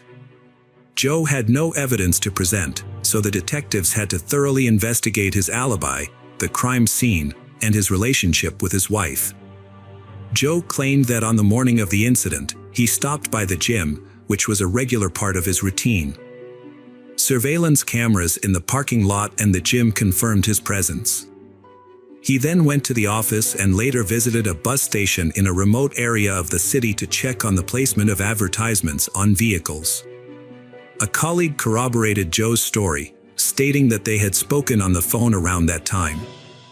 The investigators then seized Joe's computer from his workplace for further inspection. The emails on Joe's computer contained some suspicious correspondence, which he had partially deleted. However, specialists were able to recover the deleted messages, and the police became convinced they were on the right track. The emails revealed that Joe frequently communicated with his friend and sister, constantly complaining about his wife, Rachel. He used insults and profanity to describe her, stating that she no longer attracted him as a woman and that she caused him outright disgust. Moreover, the computer revealed a suspicious correspondence between Joe and his colleague, Nikki Pelly. It was evident from their communication that their relationship went beyond a friendship, and both of them should be questioned. Nikki Pelly worked at an advertising company and frequently interacted with Joe for work-related purposes. Despite being 10 years older than Joe, she and Joe were having an affair. The exact timeline of their workplace romance was unclear, but it was discovered that Joe spent evenings and nights at Nikki's place. Meanwhile, his wife, Rachel, was under the impression that Joe was busy with work. Joe's messages to Nikki revealed that he promised they would soon be together, along with his sons from his marriage to Rachel. These messages raised suspicions, as the children would likely live with Rachel in the event of a divorce. Initially, Joe denied having any extramarital affairs. However, when confronted with irrefutable evidence of his infidelity, he admitted to secretly dating Nikki for a period before allegedly breaking up. The O'Reilly house was cordoned off as a crime scene for over a week, and no one was allowed to enter while the police thoroughly examined and documented the premises. During this time, Joe lived with his sister at their grandparents' home. At the funeral, Joe's behavior was unexpected. Instead of appearing distraught, he seemed remarkably calm and composed, almost as if he was avoiding the coffin. When it was his turn to bid farewell, he did so briefly and without emotion. As he walked away, he casually remarked that the coffin could be closed and buried. After the family returned home, they found everything in the same state as it was on the day of the crime, except for the absence of the body. Joe asked his in-laws to accompany him, and they agreed, thinking he needed their support. However, upon arriving at the scene, Joe began to speculate about the killer's actions in a way that seemed unusual. He walked around the room where his wife had been murdered, describing the attack in vivid detail. He pointed out dried blood spatters and suggested that the perpetrator might have gone to the bathroom to wash off the blood and clean the crime weapon before taking it with him. Joe's account was disturbingly detailed, and he even used gestures to mimic the blows, which was unsettling to witness. However, his parents thought his behavior was a way to cope with stress and talk about his feelings. Meanwhile, Rose couldn't shake the feeling that her son-in-law was repeating a pattern of behavior and was responsible for their daughter's murder. Shortly after the funeral, Joe started seeking media attention, giving numerous interviews. He invited reporters to his home, giving them a tour of the crime scene and describing what happened. On camera, Joe would address the killer, urging them to surrender to the police. 3 weeks after the tragedy, the family agreed to participate in a TV program about the crime. While Rachel's parents were overcome with grief, Joe acted like a celebrity on set. He chatted with the makeup artists, asked about his on-camera appearance. The police, who still suspected Joe, and followed him and discovered he went to see his mistress, Nikki, after the TV show. By then, they were convinced he was the killer and focused on gathering evidence for the court. Gathering evidence was a lengthy, complicated, and painstaking process, mainly because the key piece of evidence, the instrument of the crime, was never found. However, other crucial evidence was collected. The first to testify were Nikki, Joe's mistress, and the colleague who had previously confirmed Joe's alibi. Both faced potential jail time for perjury and decided to come clean to avoid risking their freedom. Nikki revealed that she and Joe had never actually broken up, despite their earlier claims. In fact, their ongoing relationship had been discovered by Rachel, leading to a major argument between the spouses on the eve of the tragedy.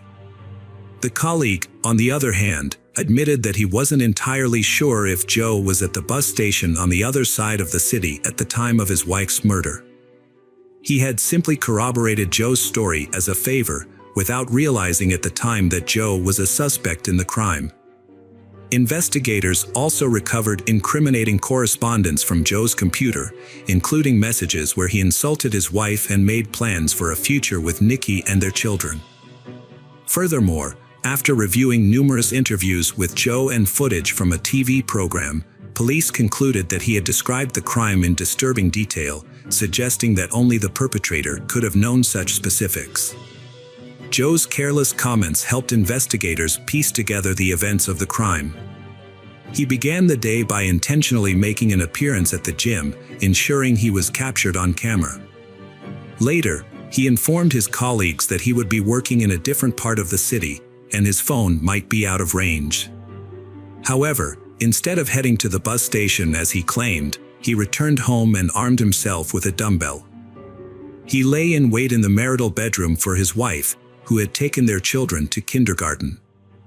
When she arrived, he launched a surprise attack from behind, leaving her no chance of escape. After the murder, Joe, who later confessed, washed the blood off himself and the dumbbell in the adjacent bathroom. Joe changed his clothes and scattered his belongings to make it look like a robbery. He then went to work, getting rid of the evidence along the way. In an attempt to create an alibi, he called his wife's cell phone, sent her messages, and left voicemails, pretending she was still alive. At work, he acted strangely, appeared overly excited, and had shaky hands. His colleagues noticed this and asked if he was okay, but he seemed confused and rushed to his office. Shortly after, the daycare center called to inform him that his daughter hadn't been picked up. Instead of rushing home, he sent his mother-in-law to the house, where she would be the first to discover her daughter's disfigured body. Joe thought he had covered his tracks and that his guilt would be impossible to prove. However, his desire for fame and public attention ultimately led to his downfall. Despite most of the evidence being circumstantial, Joe was arrested 2 years after committing the crime. The key to proving his guilt lay in reconstructing his movements on the day of the crime, using data from a cell phone that he always carried with him. Notably, at the time of Rachel's murder, Joe's cell phone signal was coming from the family home, which was later verified through phone records. Additionally, it was revealed during the trial that an anonymous letter to Child Protective Services, accusing Rachel of being an abusive mother, was written by Joe's mother at his request. Joe had been trying to discredit his wife, as he knew he would not be granted sole custody of their children in the event of a divorce. However, when social services investigated the claims made in the anonymous letter, they found no evidence to support them. Undeterred, Joe decided to take matters into his own hands. During the trial, he showed no remorse, chatting animatedly with his defense attorneys and even attempting to joke, convinced that he would be acquitted. But in the summer of 2007, the court found Joe guilty and sentenced him to life imprisonment. The lawyers attempted to dispute the decision but were unsuccessful, with all their complaints and appeals being denied. Joe and Nikki's relationship continued even after he was imprisoned. She regularly visited him for many years, but they stopped communicating in 2022 for unknown reasons. Throughout his imprisonment, Joe O'Reilly maintained his innocence. He became a well-behaved inmate, avoiding any issues in the hopes of becoming eligible for parole in the future. Hello friends, welcome to our channel. Today we're going to take a look at another horrible case with you, the case of Savannah Greywind. Savannah Greywind was born on August 9, 1995, in Burke County, North Dakota. Savannah had two brothers, Joe and Casey, and a younger sister, Kayla. Her parents, Norberta and Joe, took great pride in their children. The family resided in Fargo, North Dakota, until Savannah was 9 years old, then relocated to the Spirit Lake Reservation in 2005. Growing up on the Spirit Lake Reservation, a Native American community in eastern North Dakota, Savannah developed a deep appreciation for nature and animals, particularly horses. It was there that she met Ashton Matheny when she was 15 years old, and they have remained together ever since. When it was time for Savannah and Ashton to pursue higher education, the family moved back to Fargo.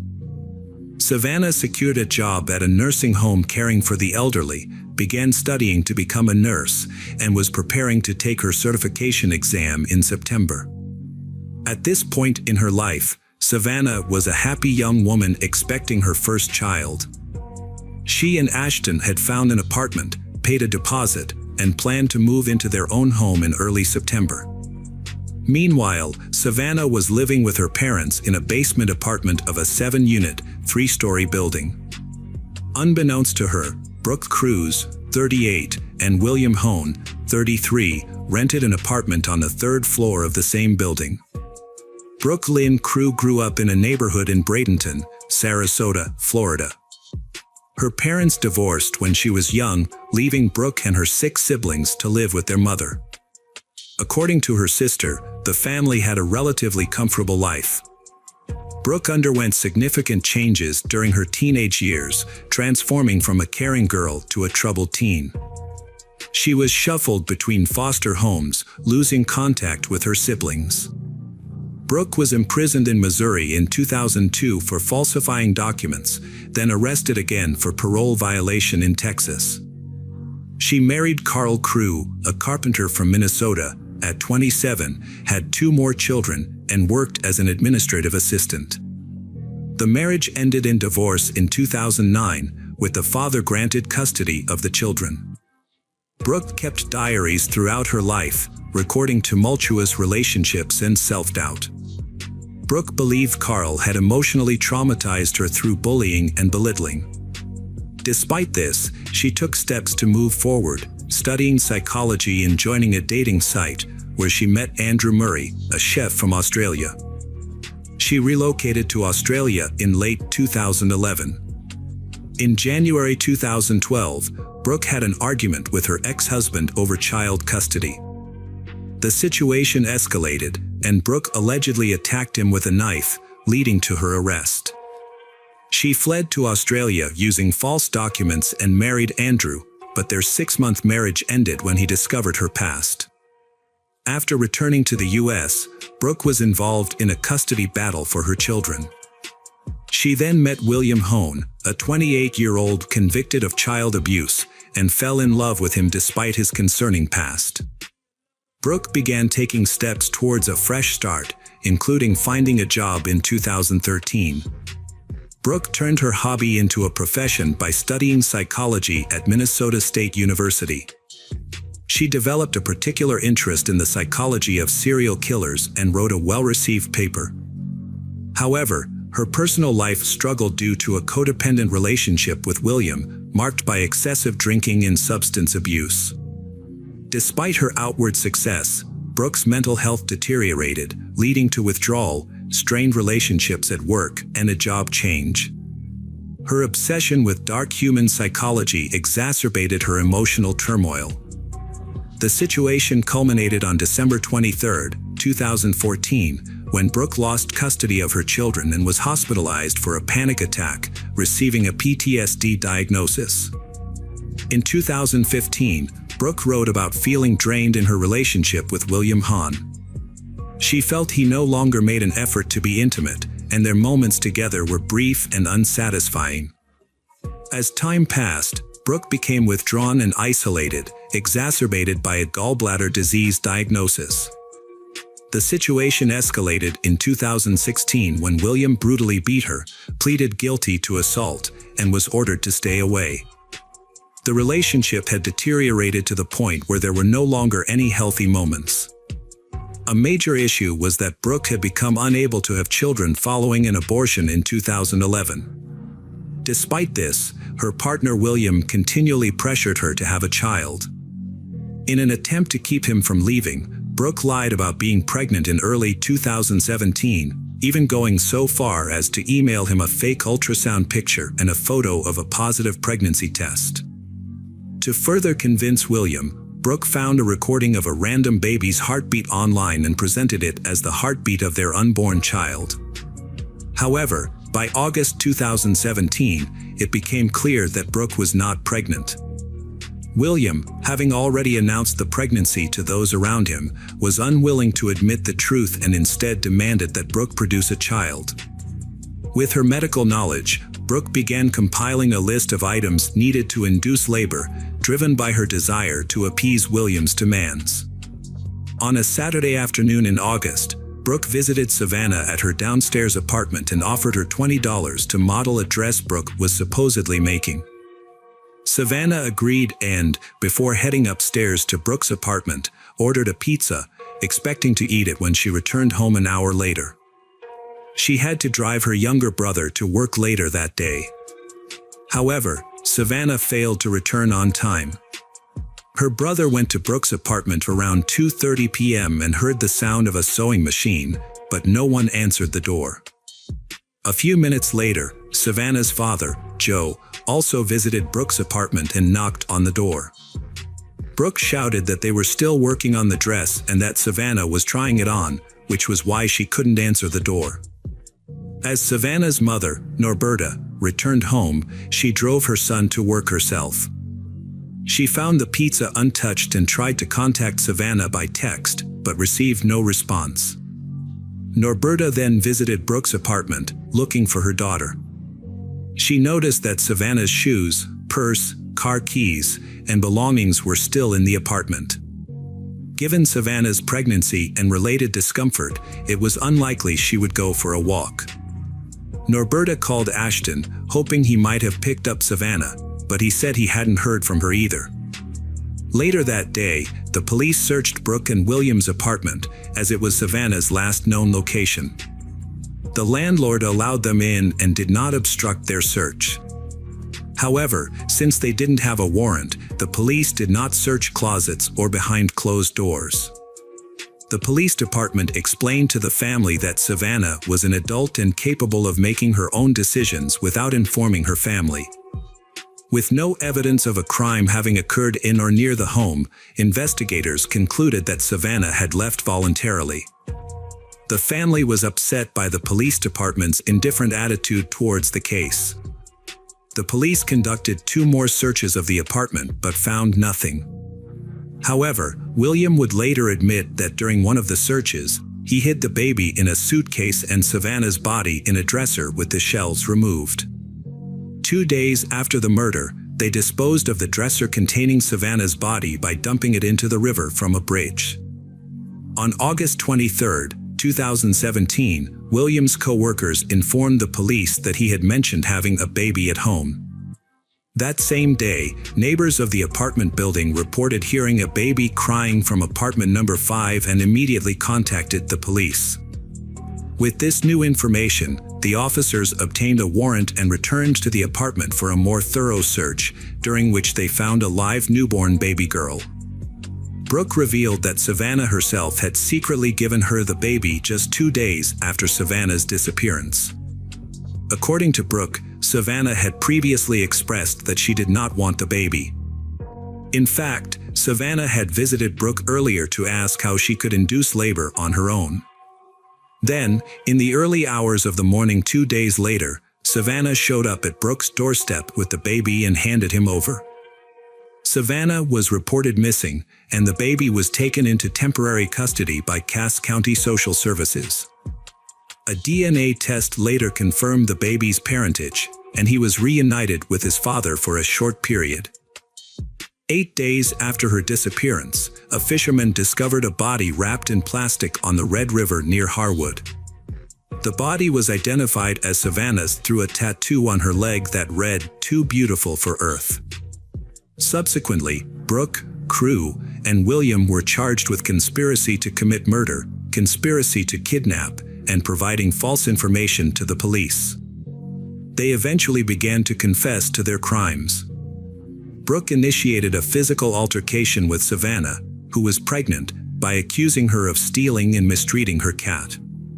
The confrontation escalated into a physical scuffle, during which Brooke pushed Savannah, causing her to hit her head on the bathroom sink and lose consciousness. Brooke then used a knife to make a cut from hip to hip, intentionally harming Savannah and her unborn baby. Savannah repeatedly lost and regained consciousness while Brooke did this. When questioned, Brooke admitted that William was not aware of the impending plan.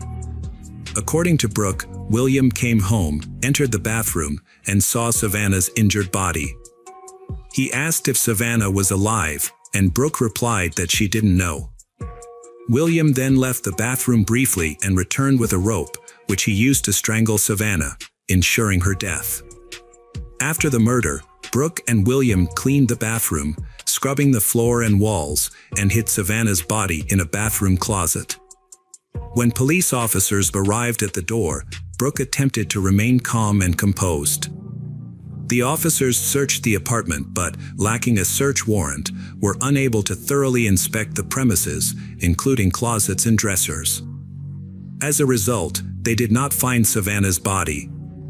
The perpetrator stated that the child was lying under a blanket on their bed, next to William, during the searches that day. The child was calm and didn't cry, which is why they weren't discovered. However, by the third inspection on August 20th, the body had been moved and hidden in a dresser. Meanwhile, the infant was concealed in a suitcase. On the early morning of August 21st, the dresser was carried down the stairs, loaded into a Jeep Cherokee, and driven to a river, where it was disposed of. William denied participating in the crime but admitted to hiding the newborn baby girl and providing false information to law enforcement to cover up the crime. Brooke and William were set a $2 million bail, which William found unreasonable and unrealistic. Brooke Crew received a life sentence without parole. During the trial, William's involvement in the crime was not proven. However, Brooke's cellmate, Jennifer Robinson, testified against Brooke. According to Jennifer, Brooke claimed to have strangled Savannah with a rope after learning about Savannah's affair with William and suspecting that Savannah's child might be William's. On September 28, 2018, a jury acquitted William of conspiracy to commit murder. Nevertheless, on October 30, 2018, William was sentenced to life in prison for kidnapping, having pleaded guilty to the charge. The following spring, in May 2019, William appealed to the Supreme Court.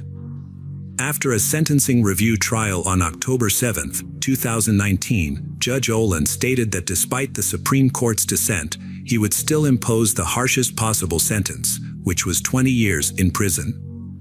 Considering that William had already spent 775 days behind bars, he will have to serve more than 7 additional years of his 20-year sentence. Norberta believes her daughter Savannah's disappearance wasn't taken seriously because she's Native American. This sparked Democratic Senator Heidi Heitkamp to introduce Savannah's Law, signed in October 2020, to address violence against Native American women by improving collaboration between authorities. Hello friends, welcome to our channel. Today we're going to take a look at another horrible case with you.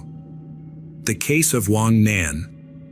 Wang Nan was born in 1987 in Wangjing, China, a major city and former capital. She came from a relatively affluent family, and her parents provided her with the best possible education, fostering her talents and potential. Wang Nan excelled academically, particularly in the sciences.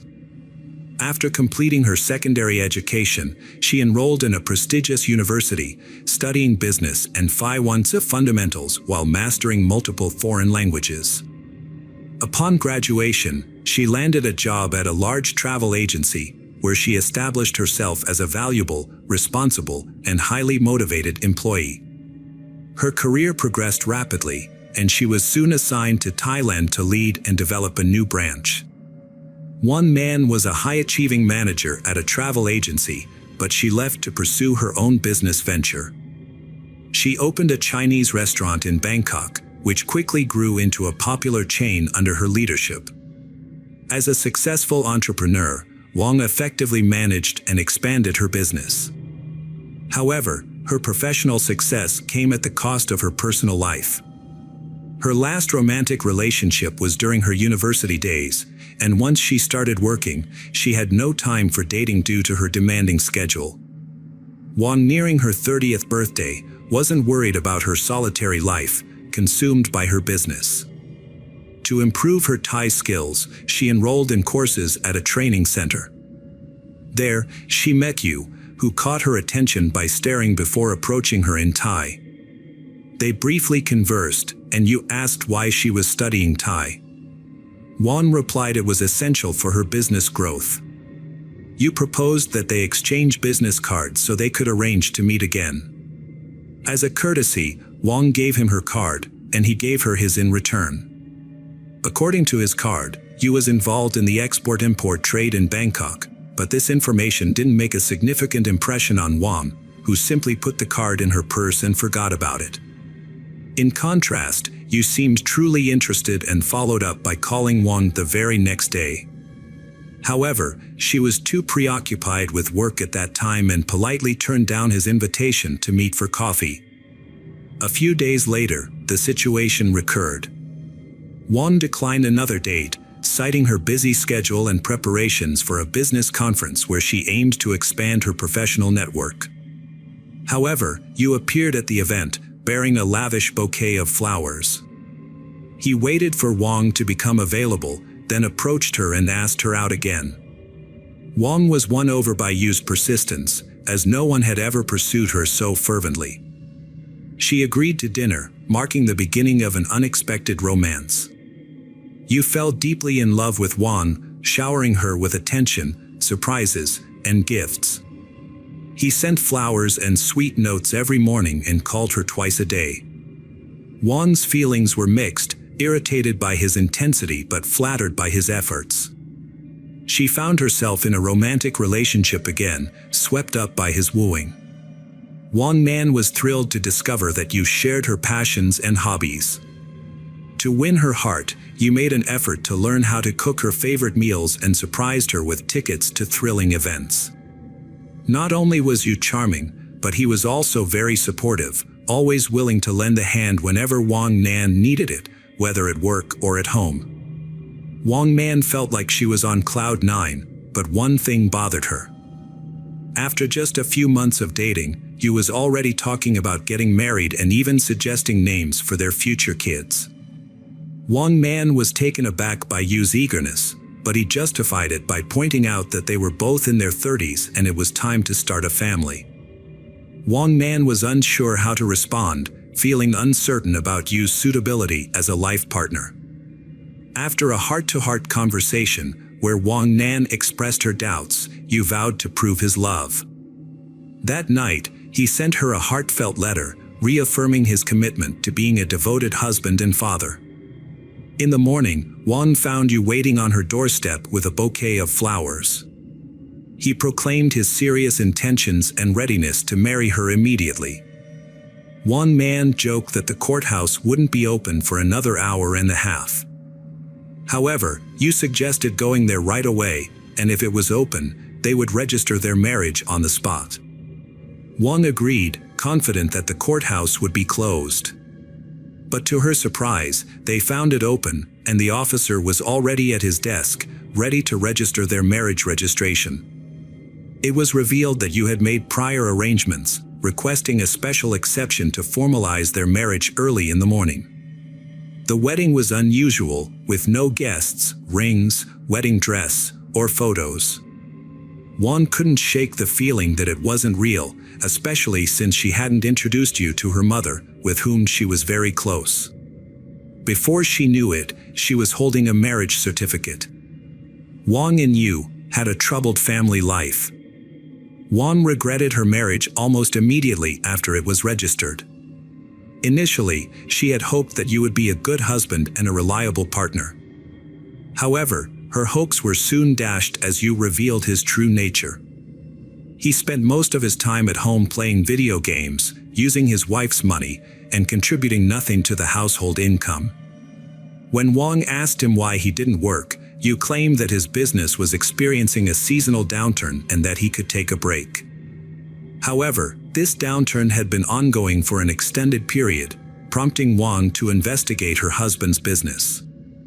She discovered that his supposed export-import business was merely a facade, existing only on paper and business cards.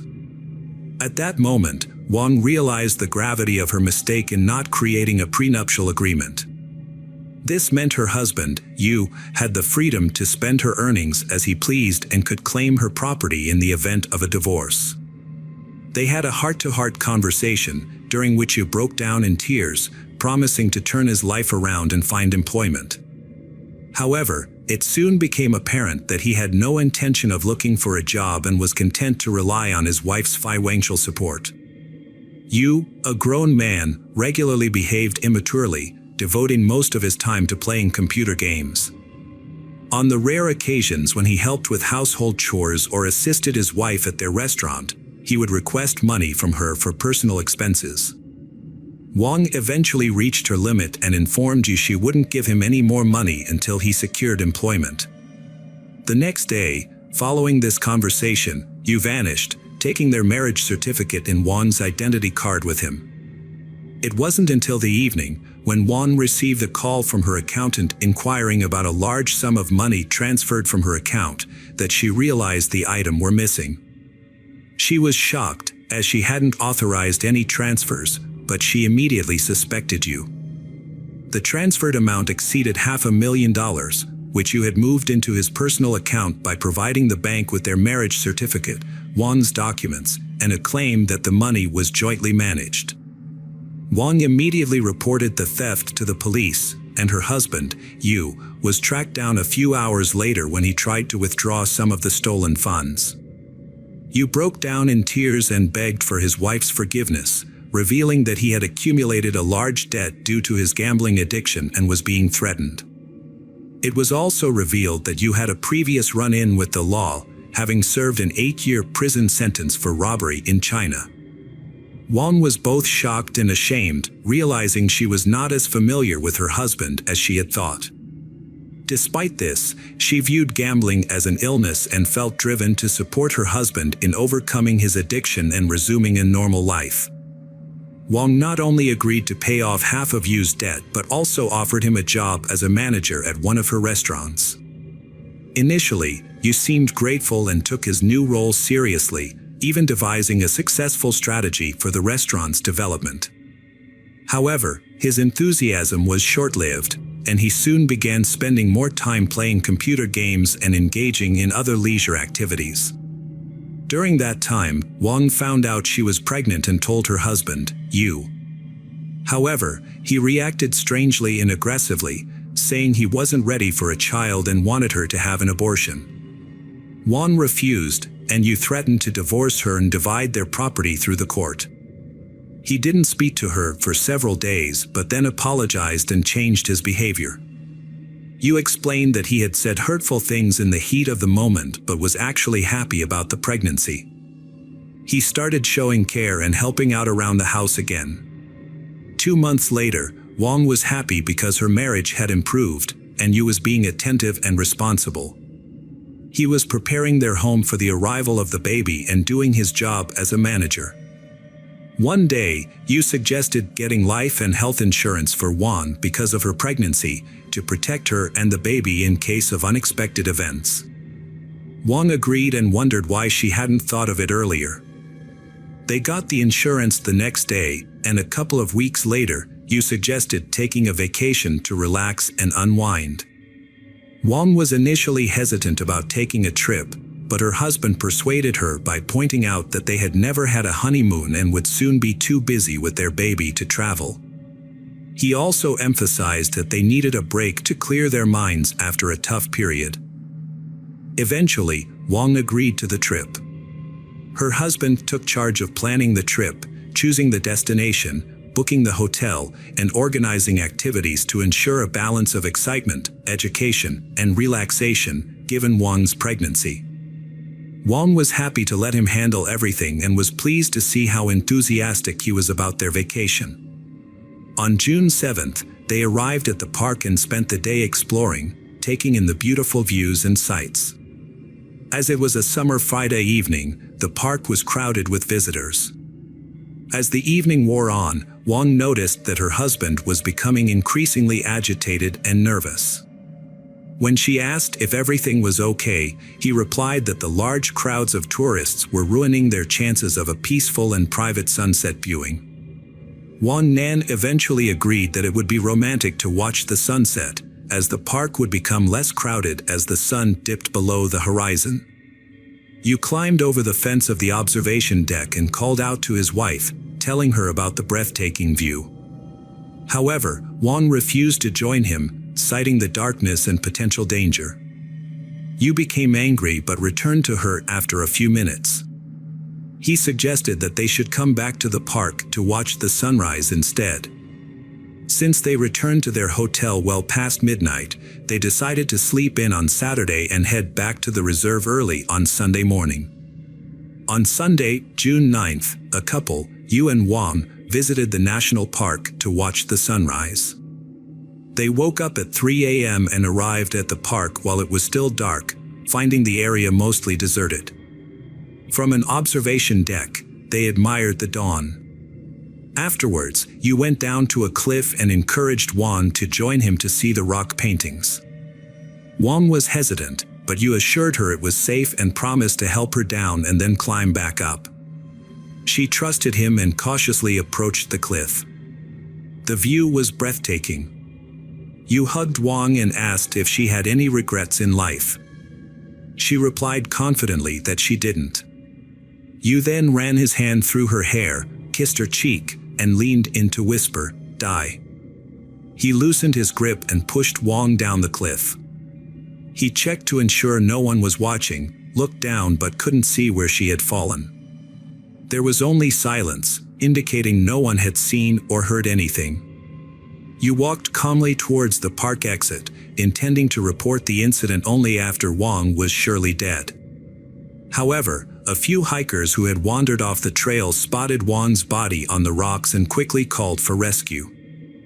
As Yu left the reserve, several emergency vehicles with flashing lights and sirens sped past him.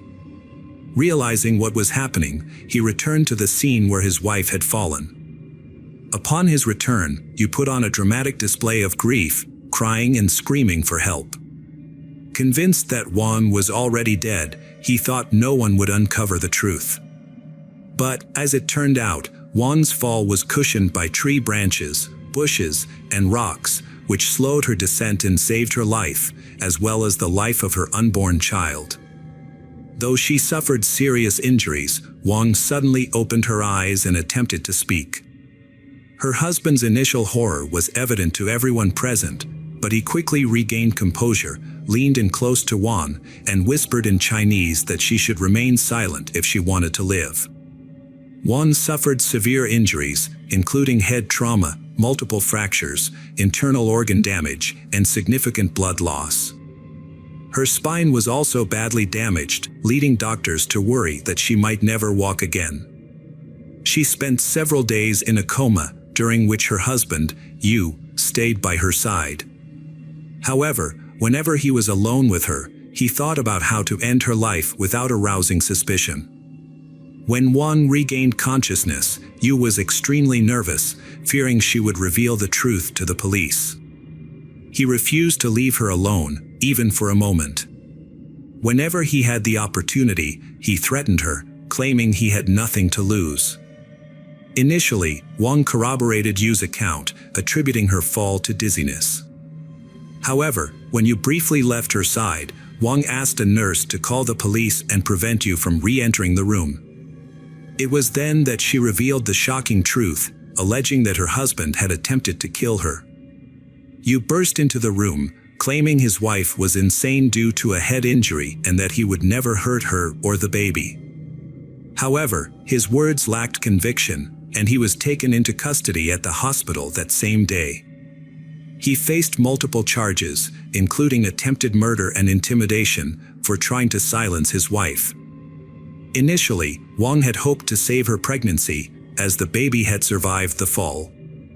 However, the doctors advised an abortion due to the strong painkillers, multiple surgeries under general anesthesia, and the need for antibiotics. They prioritized Wong's life, as the fetus would likely not survive the effects of the medication. This news was devastating for Wong, but she followed the doctor's advice. Yu consistently denied his guilt and maintained that the event was an accident. In prison, he remained calm and hired skilled lawyers, confident that he could avoid or minimize punishment. Investigators and the prosecutor were convinced that he committed the crime out of self-interest, seeking a substantial insurance payout and his wife's significant fortune of nearly $2.5 million. However, during one interrogation, Yu stunned everyone by revealing another motive for his heinous act. He harbored resentment towards his wife, Wong, for agreeing to only pay off half of his debt, which he accumulated due to his gambling addiction. Yu believed that if his wife truly loved him, she would have covered all of his debts, given her financial means.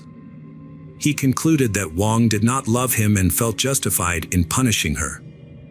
In March 2021, Yu was convicted and received a life sentence. However, Song and his lawyers submitted multiple appeals.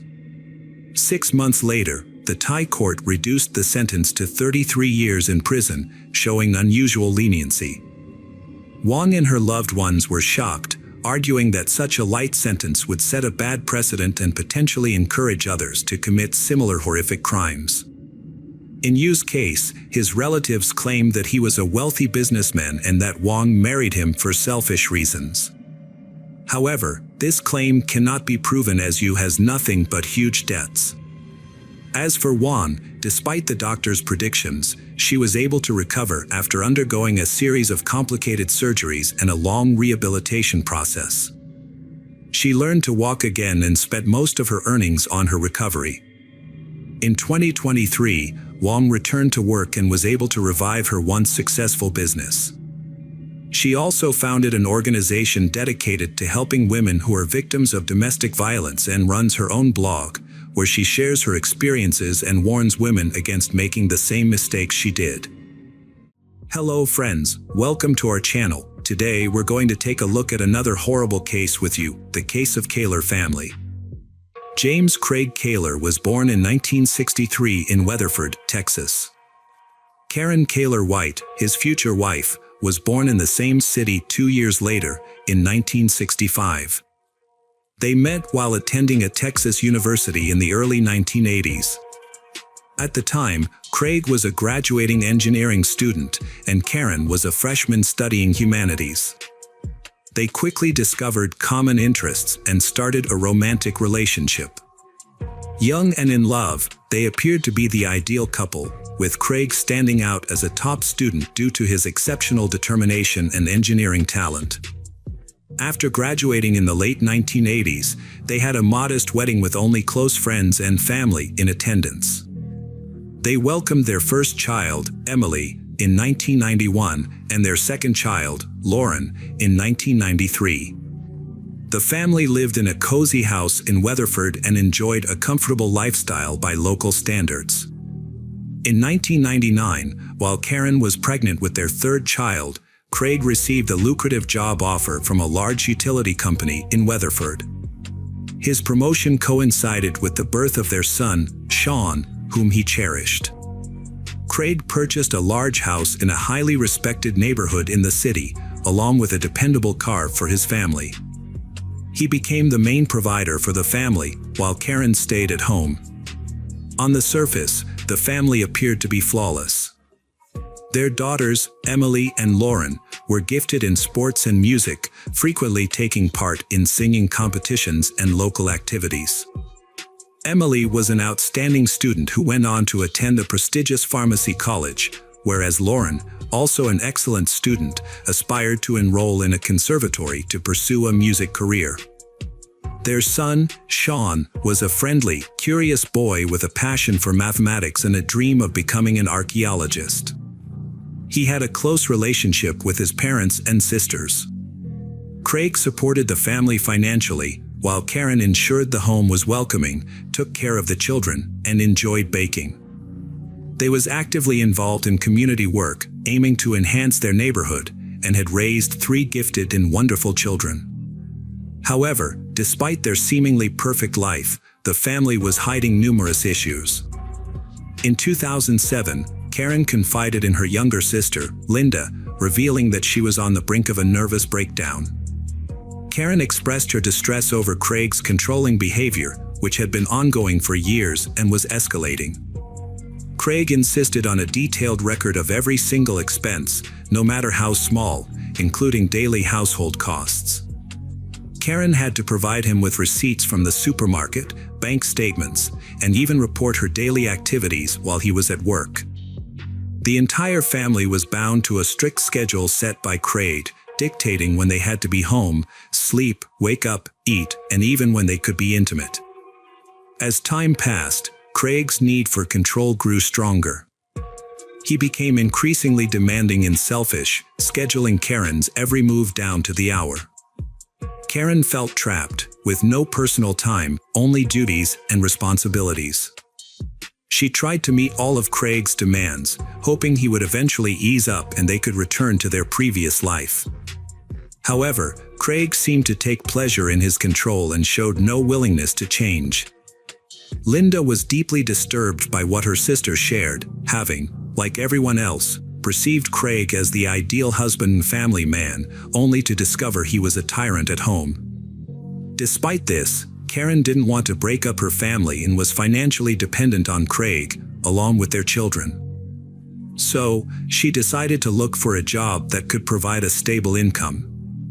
Karen, a mother of 3, had maintained a remarkable physical shape despite her advanced age. She prioritized good nutrition, occasional dieting, self-care, and daily jogging. Unbeknownst to her husband Craig, Karen joined a local fitness club, where she spent several hours each day working out. This newfound hobby allowed her to relieve stress, find distraction, and clarify her thoughts. As Craig was at work, he remained unaware of her fitness routine. The fitness club management soon took notice of Karen, an attractive, fit, and dedicated individual. They offered her a trial opportunity to become a fitness instructor with the potential for a formal employment contract. Karen, a former stay-at-home wife, was thrilled by this unexpected chance to turn her passion into a paid career. When Craig eventually discovered Karen's secret, she anticipated a negative reaction, guessing him to prohibit her from continuing. However, he responded calmly and seemed pleased that his wife had found a fulfilling activity that also earned her an income. Karen's husband had 3 conditions for their new arrangement. She had to be home when he arrived, cook meals, and maintain their intimate life. Karen agreed, as this gave her the freedom to manage her daily life and finances without needing to justify every expense to her husband. At the fitness club where she worked, Karen met Sunny Reese, a new instructor. They quickly became friends, and for Karen, who had been a stay-at-home mom for years, Sunny became a trusted confidant. As their friendship grew, Karen and Sunny spent more time together, going for walks, drinking coffee, and having in-depth conversations. Their friendship eventually evolved into something more, but they kept their relationship a secret. Karen knew she had to confess to her husband but struggled to find the right words and worried about the consequences. After months of preparation, she finally opened up to Craig. Although Craig was initially perplexed by his wife's confession, he remained calm and composed. The next day, he revealed that he was open to his wife's relationship with Sunny, but only if he could be a part of it. This proposal left Karen stunned and unsure of how to respond. Craig, however, took the lead and started wooing Sunny, showering her with flowers and small gifts. To him, this seemed like a chance to spice up his intimate life and bring passion back into his marriage to Karen. Initially, the two women agreed to Craig's proposal, but it didn't take long for them to realize that he was trying to assert his dominance.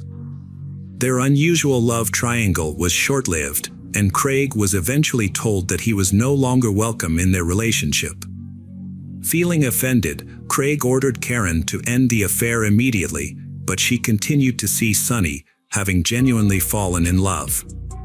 After nearly 2 decades of marriage, it appeared that Karen was willing to leave her husband for a new relationship. Craig relocated his family to Columbia, Missouri. He became the water director, hoping the move would end his wife's affair with Sonny and restore normal family life. The 2008 move proved challenging.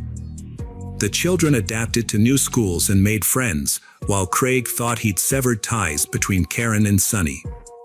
However, Karen and Sonny continued to secretly communicate through phone calls, texts, and meetings.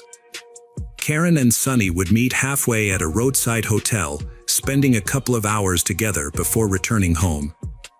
By this time, Karen was aware her marriage was failing. She no longer loved her husband, and it was only a matter of time before they divorced. These secret meetings continued until December 2008. On New Year's Eve, the Kaler family visited their hometown to see family and friends. Sonny was also at the party. Initially, Karen and Sonny kept a low profile, just exchanging greetings. However, as the party went on and they drank more, they became less concerned about what others thought. They were inseparable, holding hands, exchanging romantic glances, and were even seen kissing by some guests. Craig was furious, feeling insulted and humiliated by Karen's public display of her affair in front of dozens of friends, former roommates, and co-workers. He verbally attacked Karen and Sonny at the party, then forcibly dragged Karen away. On the way home, Craig lost control, grabbing Karen by the shoulders and shaking her violently, ripping her dress. He then slapped her, causing her to stumble and fall, hitting her head hard. Harassment continued after they returned home, and the conflict didn't subside. Karen told Craig a few days later that she was leaving him and started divorce proceedings, asking for custody of the children. Initially, Craig apologized and begged her to stay for the children's sake, suggesting they give their marriage another try. However, Karen was resolute and got a divorce. Craig then called their mutual friends and relatives, asking them to persuade Karen to stay with him and not break up the family. She informed him that she was ending their marriage to be with Sonny, admitting that she had never found true happiness with him. In early spring 2009, Craig and Karen got into another argument while still living together. This time, Craig became physically violent, prompting Karen to report him to the police, resulting in his arrest. However, Craig downplayed the incident at the police station, claiming he only restrained Karen to calm her down, which caused her bruises. Following this incident, Karen took the children and moved out without waiting for their divorce to be finalized. Craig was devastated and angry, especially when he found out his daughters, Emily and Lauren, sided with their mother, saying they had finally seen her happy after a long time. Craig felt betrayed and refused to communicate with his daughters, only spending time with his son Sean on weekends. Meanwhile, Craig held on to the hope that Karen would change her mind and return to him. His jealousy led him to try to control her, following her everywhere, watching her house, and even attempting to install a hidden camera. His obsessive behavior negatively impacted his job performance, resulting in him eventually missing work without a valid reason, which ultimately led to him being fired. After losing his job and income, Craig was forced to move in with his parents. With plenty of free time, he began stalking his ex-wife, Karen. In November 2009, just before Thanksgiving, Karen took her children to visit her 89-year-old grandmother, Dorothy White, in the small town of Burlingame, Kansas.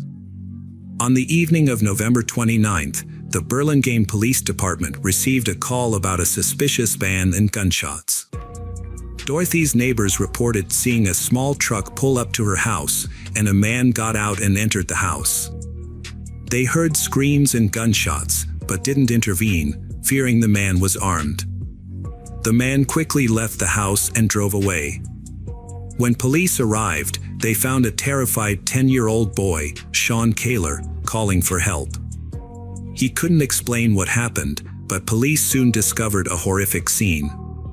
Inside the house, near the front door, they found Dorothy lying in a pool of blood, surprisingly alive despite 2 gunshot wounds.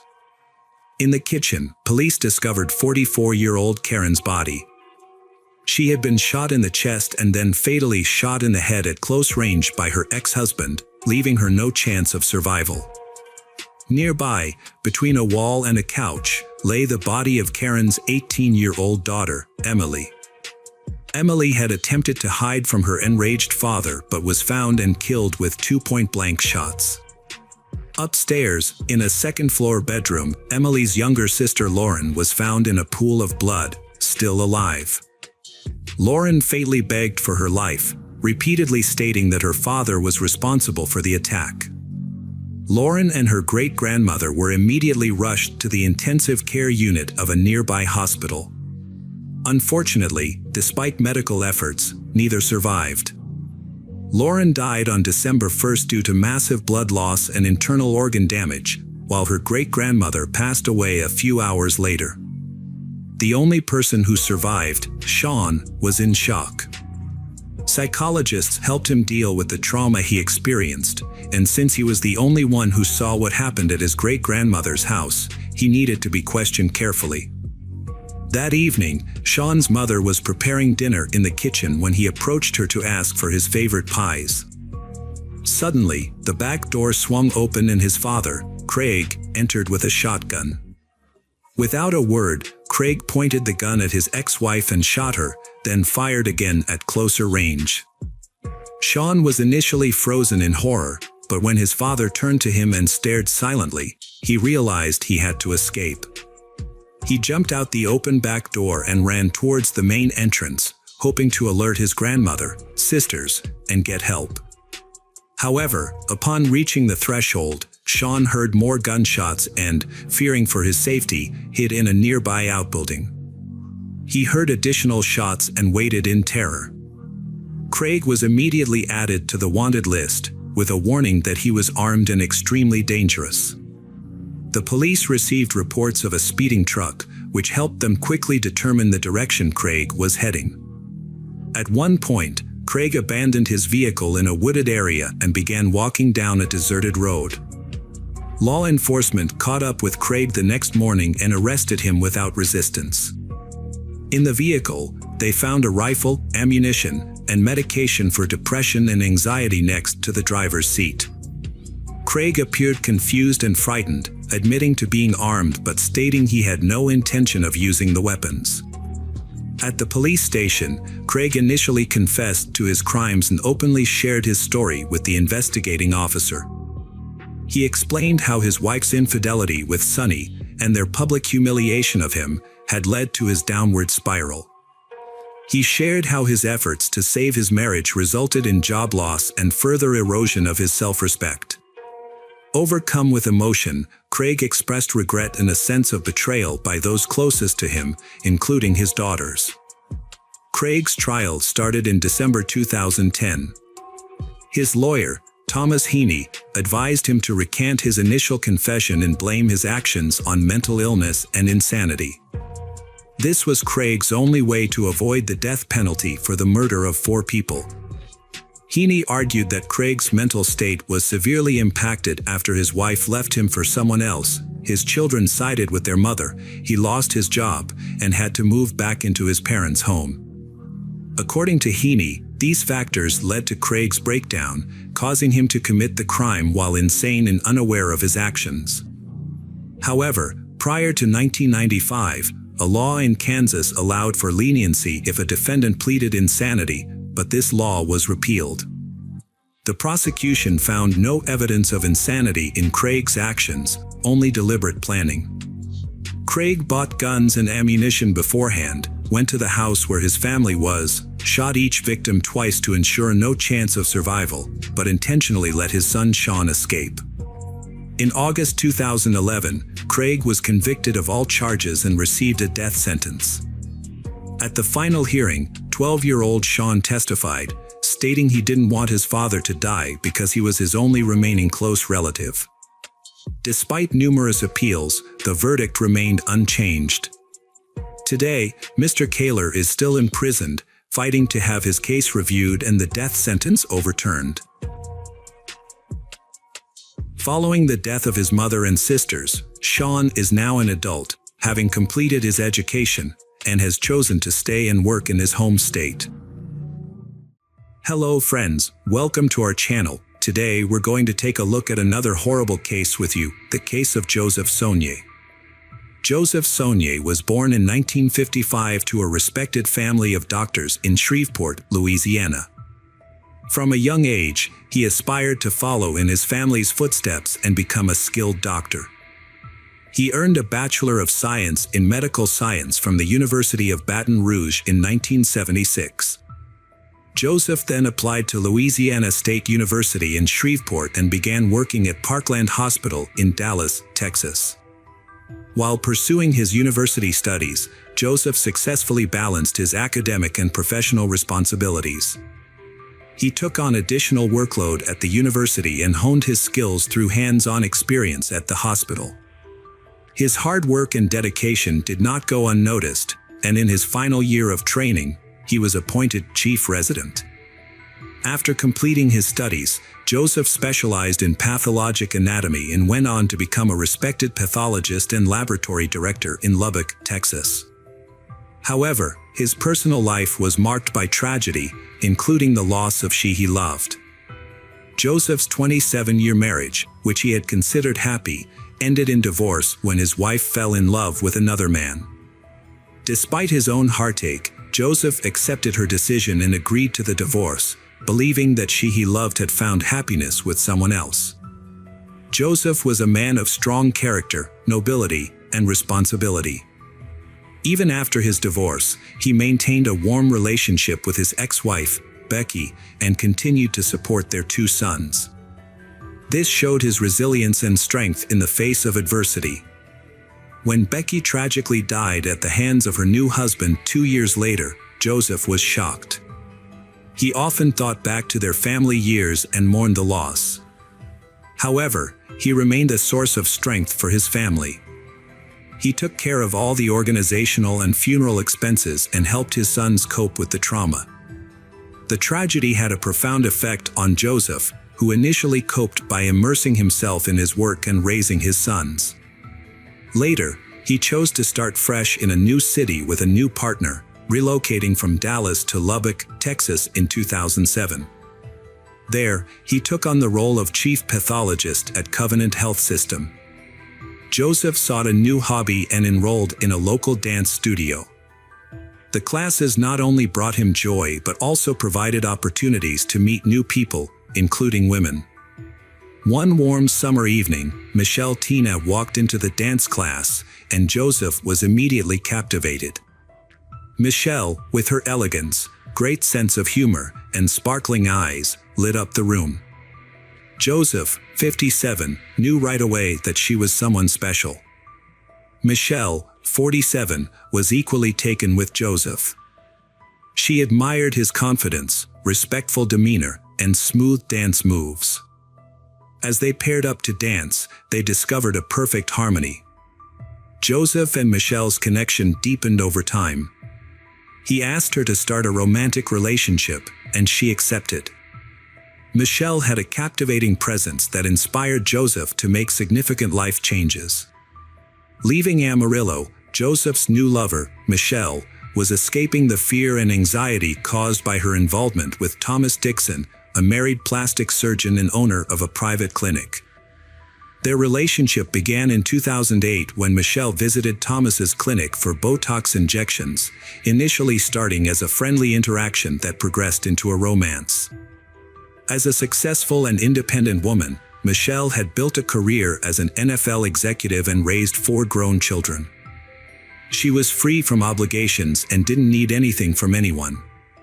In contrast, Thomas was trapped in a 20-year marriage and began leading a double life to be with Michelle. When Thomas's wife discovered the affair, she filed for divorce, ending their 2-decade-long marriage. Thomas was so consumed by his infatuation with Michelle that he barely noticed the significant change in his life. He separated from his wife to be with Michelle, who had never expressed a desire to marry him. Thomas tried to get Michelle's attention, but his pressure tactics only scared her away. She realized he was manipulative and controlling, so she ended their relationship in 2010. Despite the breakup, Thomas continued to pursue Michelle. Thomas' obsession became overwhelming, causing Michelle to move away to escape his influence. She settled in Lubbock, where she met Joseph Saunier and started a new life. They quickly hit it off, and their relationship blossomed into true love. Joseph's family and friends welcomed Michelle with open arms, and he showered her with gifts and attention. He took her on trips, to fine restaurants, and to exclusive clubs. When Joseph realized he had found the one, he proposed to her in Los Angeles, surrounded by his entire family. At that moment, 47-year-old Michelle was deeply infatuated with her new partner, Joseph. Her social media was filled with daily declarations of love for him.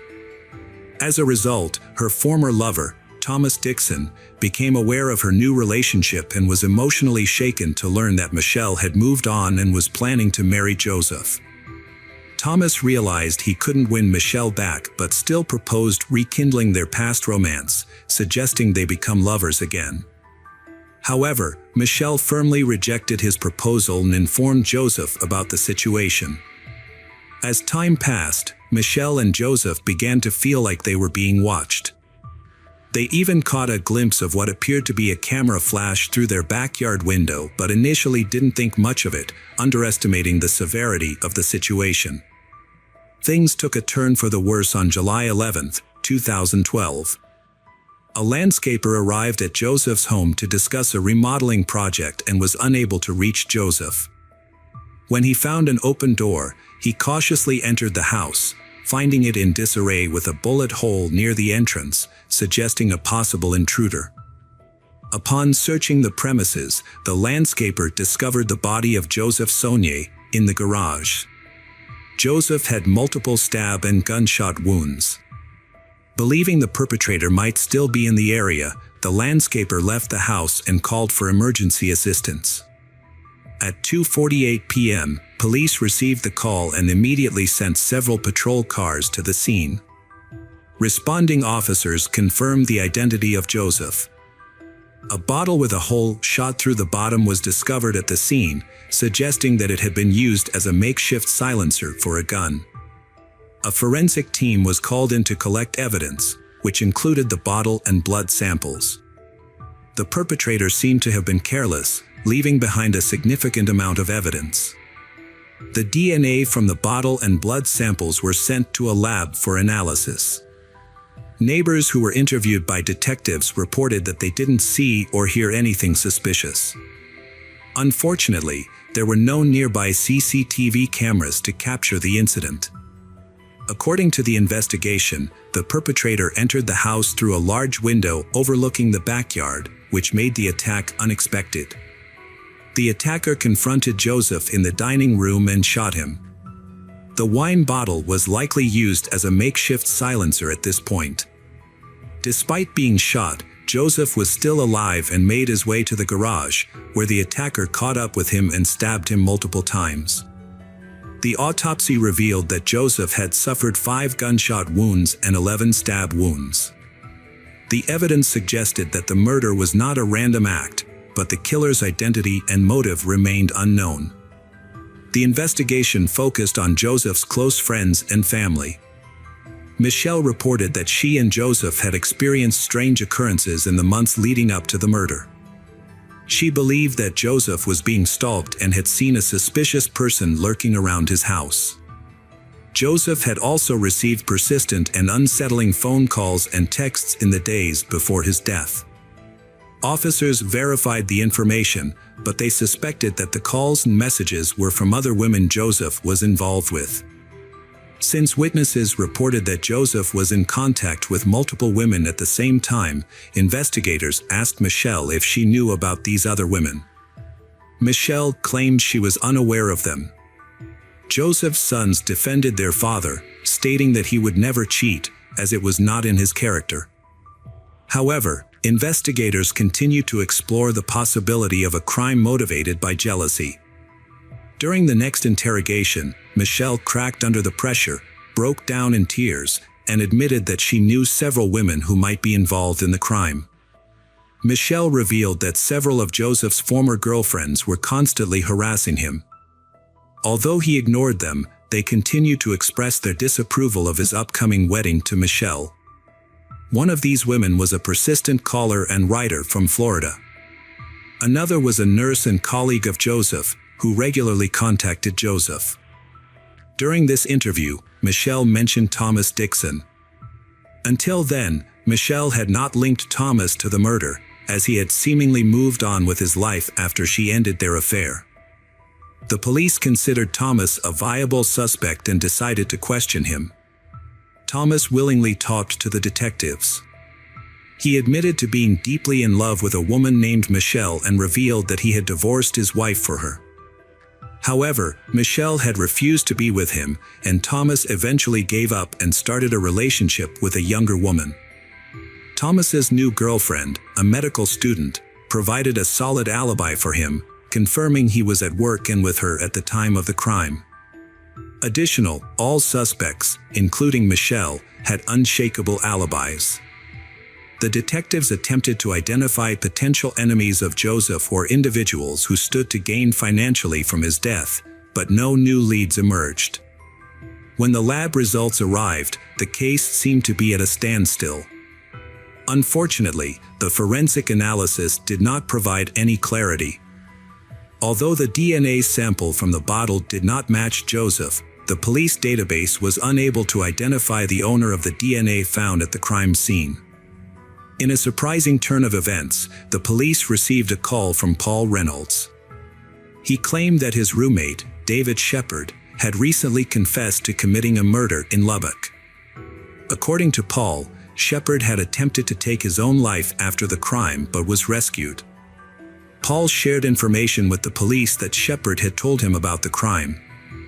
Shepard seemed to have knowledge that only a few detectives knew, including the use of a bottle muffler. This new information led the officers to believe that Shepard was indeed involved in the crime. Another witness came forward, naming Shepard as the killer. Shepard was said to have been given instructions by a plastic surgeon. As investigators dug deeper, they discovered Shepard had a history of violence and multiple theft convictions. At that time, he was unemployed and recently divorced. When Shepard was brought in for questioning, he quickly began to confess. He confirmed that Thomas Dixon, the plastic surgeon, had hired him to commit the crime. According to Shepard, he had met Thomas at a bar where both were drinking away their recent breakups. Over time, their casual conversation turned into a real friendship, which eventually led to the crime.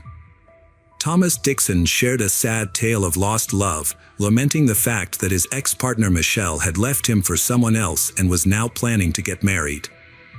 Unable to move on, Thomas confided in his friend Shepard about his desperation to win Michelle back. Together, they concocted a plan, but according to Shepard, it didn't initially involve murder.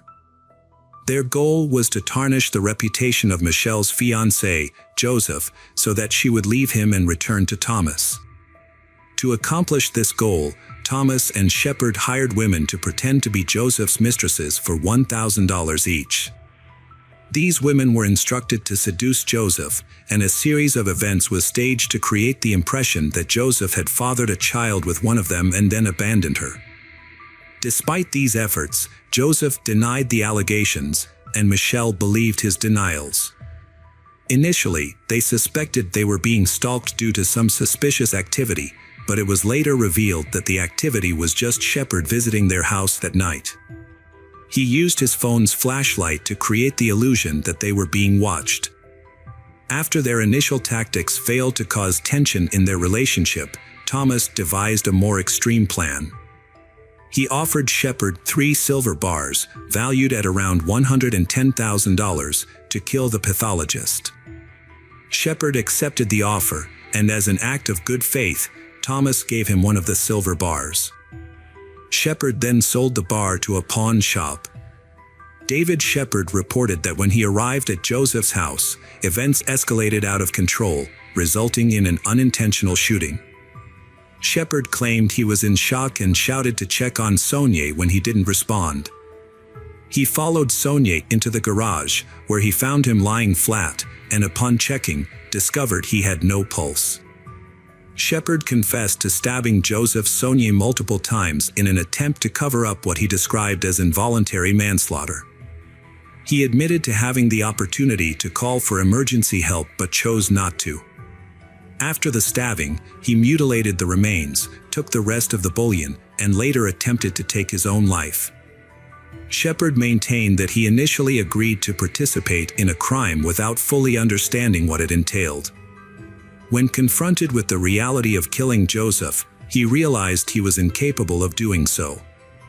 However, an accidental gunshot led to Sonia's death. Shepard was arrested the same day on charges of first-degree murder, supported by his testimony and substantial evidence, including incriminating phone calls and text messages. At the initial interview, detectives tried to get Thomas Dixon to confess, but he denied any involvement and requested a lawyer, leading to a lawsuit.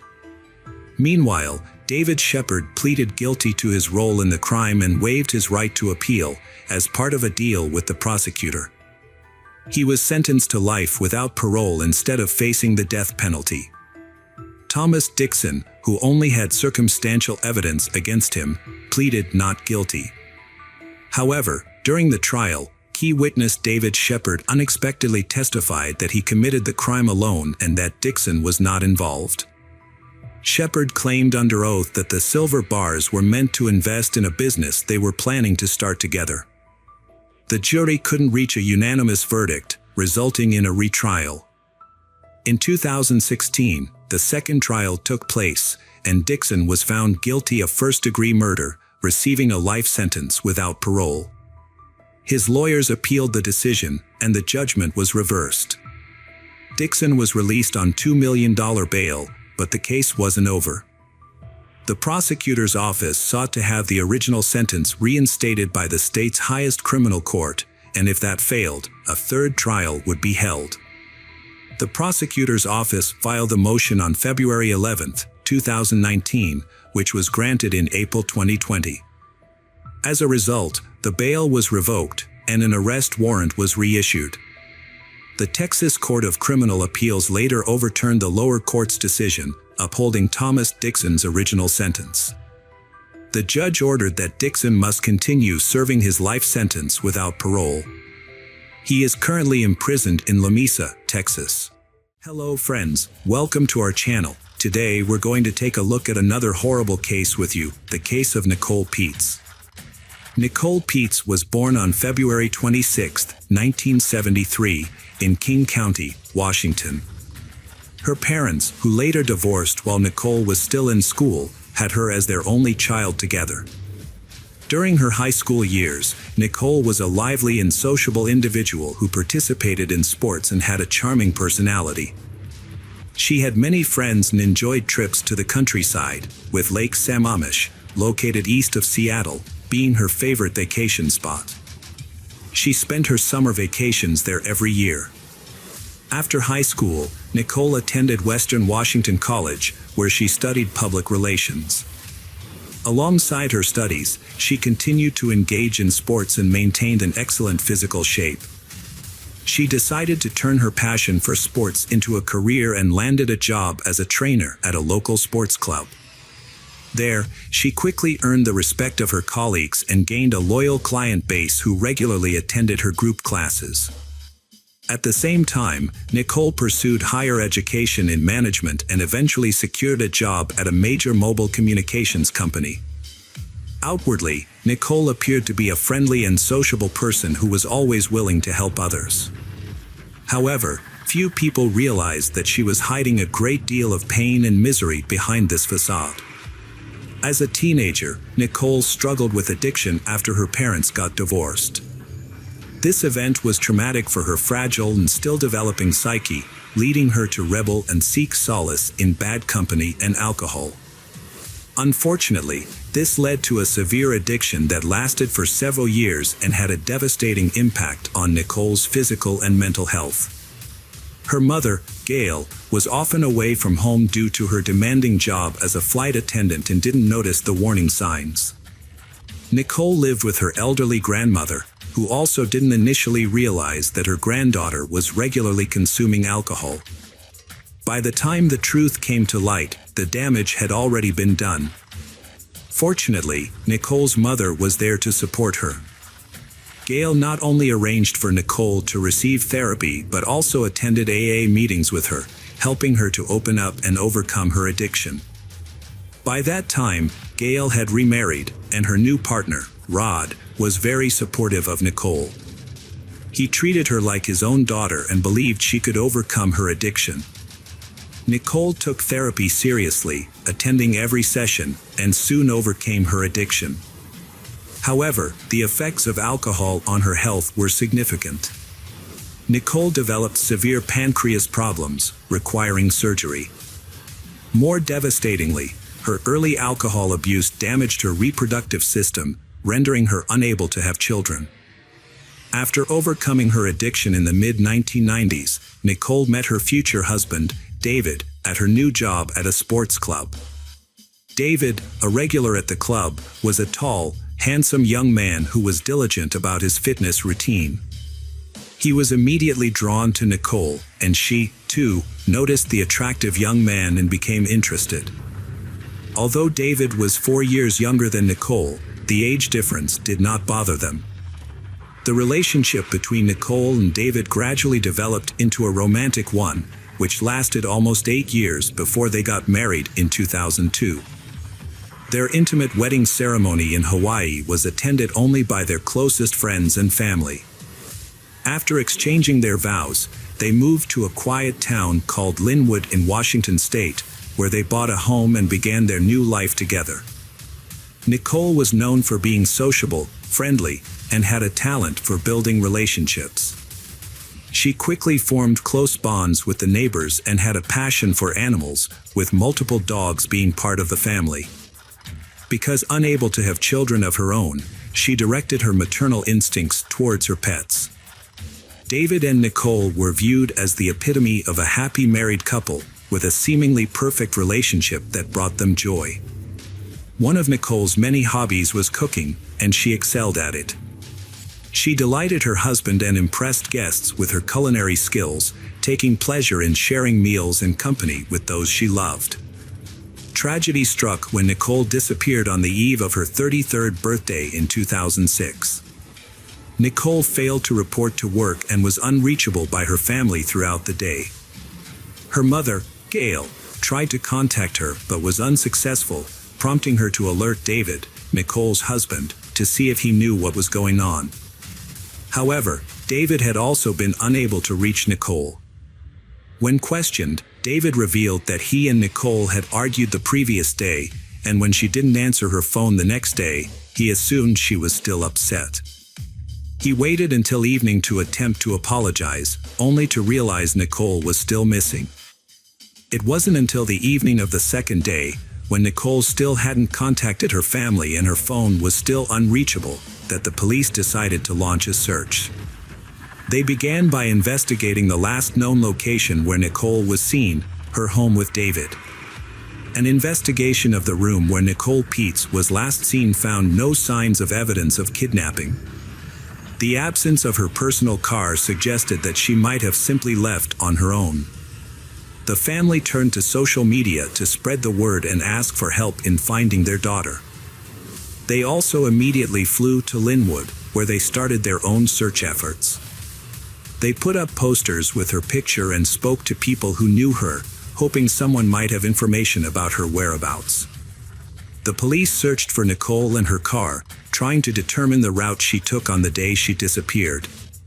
Tragically, the worst fears were confirmed a few days later when a jogger discovered a young woman's body in a local park area. The jogger had taken an unusual route that morning. It was there that he stumbled upon something suspicious in the shrubbery, which turned out to be a brutally mutilated, naked body. The police were immediately notified, and forensic experts suggested that the crime was violent due to the presence of severe blunt force trauma and the lack of clothing. The autopsy revealed extensive bruising, abrasions, and blunt force injuries, indicating that the victim had been severely beaten before her death. The cause of death was asphyxiation by strangulation, and it appeared that the killer had used their bare hands. Police initially believed the body they found was that of Nicole Peets, a young woman who had gone missing several days earlier and had been the subject of a citywide search. Her identity was confirmed by her family as Nicole. When Nicole's mother, Gail, saw her daughter's body at the morgue, she was overcome with grief and needed medical attention. Her husband, Rod, was also devastated, but his reaction seemed a bit unusual to some. He didn't seem truly distraught and his emotions seemed forced. However, at that time no one paid much attention to this, because everyone coped with the tragedy in their own way. Police believed the missing car was the primary target of the attack and would hold key evidence. They released a description of the gray Volkswagen Polo to the media, asking for tips.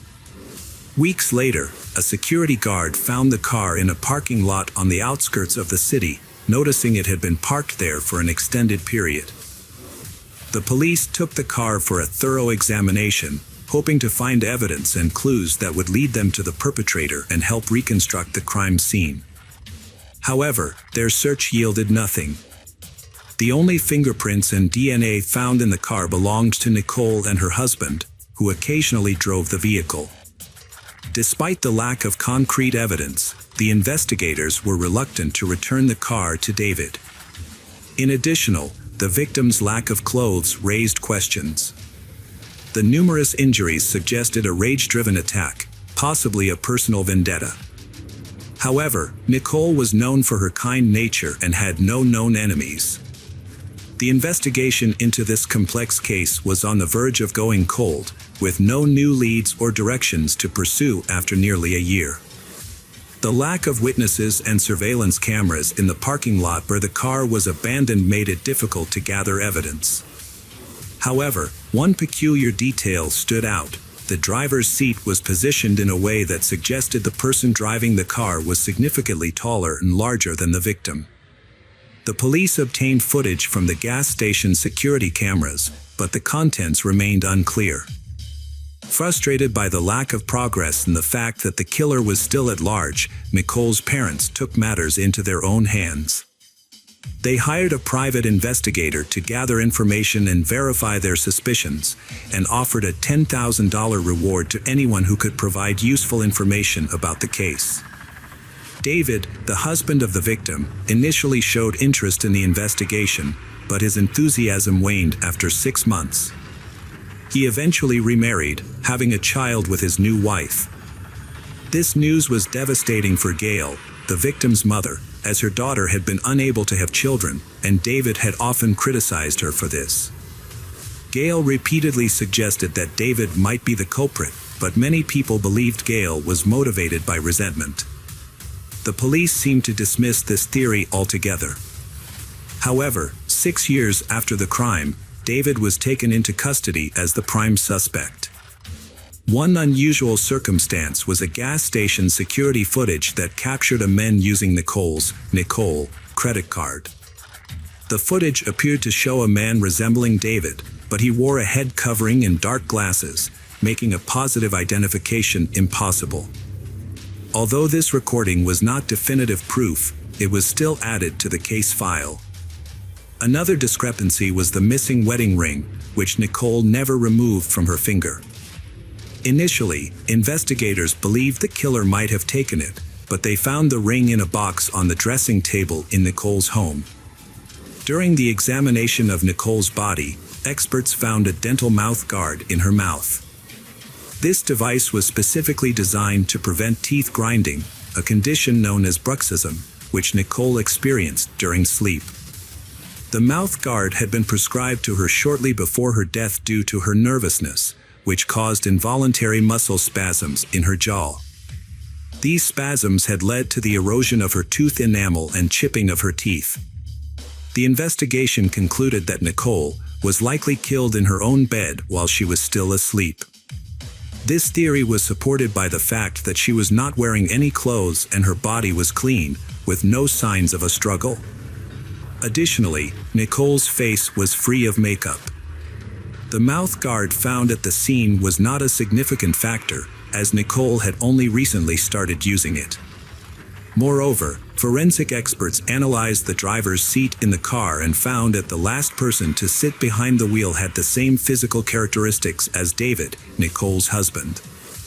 The car only had fingerprints belonging to David and Nicole, suggesting that no one else had been in the vehicle. A crucial discovery was made possible by advances in technology. The killer had attempted to mislead the investigation by using Nicole's phone in various parts of the city. However, at the same locations and times, David's phone was also active, revealing a suspicious coincidence. Furthermore, it was discovered that David had a motive for the crime, and the seemingly perfect family was actually facing a severe crisis. Nicole was juggling multiple responsibilities, studying, working 2 jobs, and supporting others struggling with addiction. Meanwhile, her husband led a carefree life, unable to hold down a job and spending most of his time in bars and clubs. He would often use Nicole's earnings to fund his nightlife, including affairs with other women. Nicole tried to intervene in her husband's addiction, suggesting AA meetings, but he dismissed her concerns. The situation worsened as David's infidelity was revealed. After Nicole's sudden and mysterious death, David hastily filed for a large insurance payout and began a new relationship. It was later discovered that David had been having an affair with a woman named Jane for several months prior to Nicole's death. While Nicole was working or studying, David would often meet Jane at bars and clubs. Just before Nicole's birthday, David brought Jane to their home, where Nicole unexpectedly walked in on them. This led to a heated argument between Nicole and David. Nicole confided in her mother about the incident just days before she mysteriously vanished. Gail had her suspicions about her son-in-law from the start, but the police claimed they didn't have enough evidence to arrest him. As a result, the case was closed, and the family was left in the dark about the investigation.